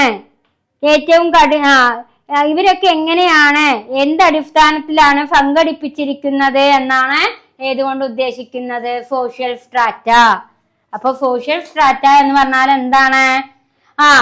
ചില പ്രഭുക്കന്മാർ, നോബിൾസുകളെ, കോമൺസ് എന്ന് പറഞ്ഞ സാധാരണക്കാരെ, അതേപോലെ സാൾവേഴ്സ് എന്ന് പറഞ്ഞാൽ അടിമകളെ തുടങ്ങിയ പദവികളുടെ അടിസ്ഥാനത്തിൽ സംഘടിപ്പിക്കപ്പെട്ടിരിക്കുന്നത് എങ്ങനെയാണ്, അവർ എങ്ങനെയാണ് അധികാരം പങ്കിടുന്നത് തുടങ്ങിയ കാര്യങ്ങളാണ് എവിടെ അവരുടെ പ്രിവിലേജസും ഡ്യൂട്ടീസും ഒക്കെ എങ്ങനെയാണ് പങ്കിടുന്നത് തുടങ്ങിയ കാര്യങ്ങളാണ് ഏതിൽ ഉൾപ്പെടുന്നത്? Social strata. സാമൂഹിക തലങ്ങൾ അഥവാ സോഷ്യൽ സ്ട്രാറ്റ. ഇപ്പൊ നോബിൾസും കോമണേഴ്സും സാൾവേഴ്സും ഒക്കെ എങ്ങനെയാണ് അവരുടെ അധികാരങ്ങൾ പങ്കിടുന്നത് എന്ന് തരംതിരിക്കുക, വിശകലനം ചെയ്യുന്നതാണ് ഏത്? Social strata. അടുത്തതാണ് diversification and specialisation of task. എന്താണ് diversification and specialisation of task എന്ന് പറഞ്ഞാല്? Diversification and specialisation of task, ജോലികളുടെ വൈവിധ്യവൽക്കരണവും സ്പെഷ്യലൈസേഷനും. In complex society, task distributed based on specialized and skill from largest even smallest organization have role division. നമുക്കറിയാം, സങ്കീർണമായ സമൂഹങ്ങളിൽ സ്പെഷ്യലൈസുകളും കഴിവുകളും അടിസ്ഥാനമാക്കിയാണ് ജോലികളെ വിതരണം ചെയ്യുന്നത്. ഒരു കോംപ്ലക്സ് സമൂഹത്തിൽ, സങ്കീർണമായ സമൂഹത്തിലെ ജോലിയെ തരംതിരിക്കുന്നത് അവരുടെ കഴിവുകളും അതേപോലെ തന്നെ പരിശീലനത്തിന്റെയും അടിസ്ഥാനത്തിലായിരിക്കും. സ്പെഷ്യലൈസേഷൻ ആൻഡ് സ്കിൽ എന്ന് പറഞ്ഞാൽ എന്താ? പരിശീലനവും കഴിവും. ഒരു സങ്കീർണമായ സമൂഹത്തിലെ അവരുടെ പരിശീലനവും കഴിവിന്റെയും അടിസ്ഥാനത്തിലായിരിക്കും ജോലിയെ തരംതിരിക്കുന്നുണ്ടാവുക, ജോലി വിതരണം ചെയ്യുന്നത്.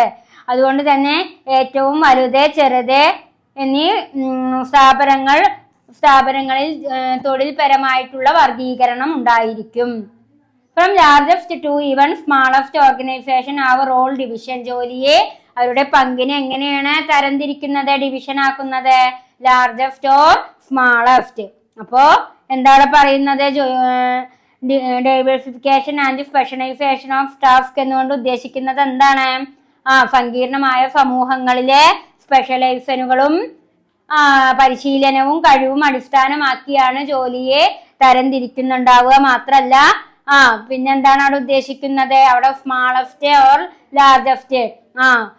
അവിടെ ജോലി എന്ന് പറയുന്നത് സ്മാളസ്റ്റും ഉണ്ടായിരിക്കും, ലാർജസ്റ്റും. ജോലിയെ രണ്ട് രീതിയിൽ തരംതിരിക്കുന്നുണ്ട് കേട്ടോ. അതിന്റെ പങ്ക് ലാർജസ്റ്റ് ആയിട്ടും സ്മാളസ്റ്റ് ആയിട്ടും. ഇനി നമുക്ക് എടുക്കാനുള്ളതാണ് ഡയമെൻഷൻ ഓഫ് റോൾ. എന്താണ് ഡയമെൻഷൻ ഓഫ് റോൾ എന്ന് പറഞ്ഞു കഴിഞ്ഞാല്? റോൾ സെറ്റും ഉണ്ട്, മൾട്ടിപ്പിൾ റോളും ഉണ്ട്. ഡയമെൻഷൻ ഓഫ് റോൾ, റോളിനെ പങ്കിനെ ഡയമെൻഷൻ ചെയ്യുക. അതിൽ മൾട്ടിപ്പിൾ രണ്ട് രീതിയിലാണ് റോളിനെ ഡയമെൻഷൻ നടത്തുക. മൾട്ടിപ്പിൾ റോൾസും ഉണ്ട്, റോൾ സെറ്റും ഉണ്ട്. മൾട്ടിപ്പിൾ റോൾസ് പറഞ്ഞാൽ പെറ്റൽ സ്റ്റുഡന്റ് അറ്റ് ഇഗ്നോന്റെ ഒരു സ്റ്റുഡൻറ്. അവരുടെ മൾട്ടിപ്പിൾ റോൾസ് എങ്ങനെ? ഫാമിലി, അതേപോലെ തന്നെ ബ്രദറ്, പിന്നെ സ്പോർട്സ് ഫുട്ബോൾ പ്ലെയർ, പിന്നെന്താ NGO part time volunteers, work place salesman. ഈ രീതിയിലാണ് മൾട്ടിപ്പിൾ റോൾസ് ഏതിനുണ്ടാവുക? ഡയമെൻഷൻ ഓഫ് റോൾസിനുണ്ടാവുക. ഇപ്പൊ ഡയമെൻഷൻ ഓഫ് റോൾസ് 2 ഉണ്ട്. മൾട്ടിപ്പിൾ റോൾസും ഉണ്ട്, റോൾ സെറ്റും ഉണ്ട്. മൾട്ടിപ്പിൾ റോൾസ് ആയിരിക്കുമ്പോൾ 1, 2, 3, 4, 5 ഘടകം. പെറ്റൽ സ്റ്റുഡന്റ് അറ്റ് ഇഗ്നോന്റെ ഒരു സ്റ്റുഡന്റ് ആണ്. അത് family brother, sports football player, NGO part time volunteer, work place salesman. ഇത്രയും ഘടകങ്ങളിലൂടെയാണ് ആ സ്റ്റുഡന്റ് ചിലപ്പോൾ കടന്നു പോകുന്നുണ്ടാവുക അല്ലേ? ഒരു സ്റ്റുഡന്റ് ഫാമിലിയിലെ ഒരു ബ്രദർ ആയിരിക്കാം, സ്പോർട്സിലും ഫുട്ബോളിലും പ്ലെയർ ആയിരിക്കാം, ഫാമിലിയിലെ ബ്രദർ ആയിരിക്കാം, സ്പോർട്സിലും ഫുട്ബോളിലും പ്ലെയർ ആയിരിക്കാം, NGO പാർട്ട് ടൈമില് NGO യൂണിയന്റെ വോളണ്ടിയർ ആയിരിക്കാം, സെയിൽസ്മാൻ ആയിരിക്കാം. അങ്ങനെ ഒരു ഇഗ്നോന്റെ ഒരു സ്റ്റുഡന്റ് 4 ഘട്ടങ്ങളിലൂടെ കടന്നു പോകുന്നുണ്ടായിരിക്കാം. ഇനി റോൾ സെറ്റ് എന്ന് പറഞ്ഞാൽ എന്താ? റോൾ സെറ്റ് എന്ന് പറയുമ്പോൾ ഇവിടെ Manoj teacher in government school. Manoj ഒരു ഗവൺമെന്റ് സ്കൂളിലെ ടീച്ചർ ആകുമ്പോൾ എന്തൊക്കെ വരാം? കോളേജസ് ഉണ്ടാവാം, നോൺ ടീച്ചർ സ്റ്റാഫ് ഉണ്ടാവാം, ടീച്ചേഴ്സ് യൂണിയൻ ഉണ്ടാവാം, സ്റ്റുഡന്റ് ഉണ്ടാവാം. കോളേജ് എന്ന് പറഞ്ഞാൽ ഒരേ പ്രായക്കാരുണ്ടായിരിക്കാം, ടീച്ചർ സ്റ്റാഫ് ഉണ്ടായിരിക്കാം, ടീച്ചർ യൂണിയൻ ഉണ്ടായിരിക്കാം, സ്റ്റുഡന്റ്. ഇതാണ് റോൾ സെറ്റ്. അപ്പൊ ഡയമെൻഷൻ ഓഫ് റോൾ ചോദിച്ചാൽ നിങ്ങൾ ഇത്ര ചെയ്താൽ മതി. മൾട്ടിപ്പിൾ റോൾ എഴുതിയൊക്കെ ഈ സ്റ്റെപ്പ് എഴുതുക. റോൾ സെറ്റ് എന്ന് ചോദിച്ചു കഴിഞ്ഞാൽ നിങ്ങൾ റോൾ സെറ്റ് ഡയമെൻഷൻ ഓഫ് റോൾസിൽ 2 സെറ്റാണുള്ളത്. റോൾ സെറ്റും ഉണ്ട്, മൾട്ടിപ്പിൾ റോൾസും ഉണ്ട്. മൾട്ടിപ്പിൾ റോൾസിൽ 4 സ്റ്റെപ്പ് വരും, റോൾ സെറ്റിലും 4 സ്റ്റെപ്പ് വരും. അടുത്തത് റോൾ സൈൻ. എന്താണ് റോൾ സൈൻ? Role sign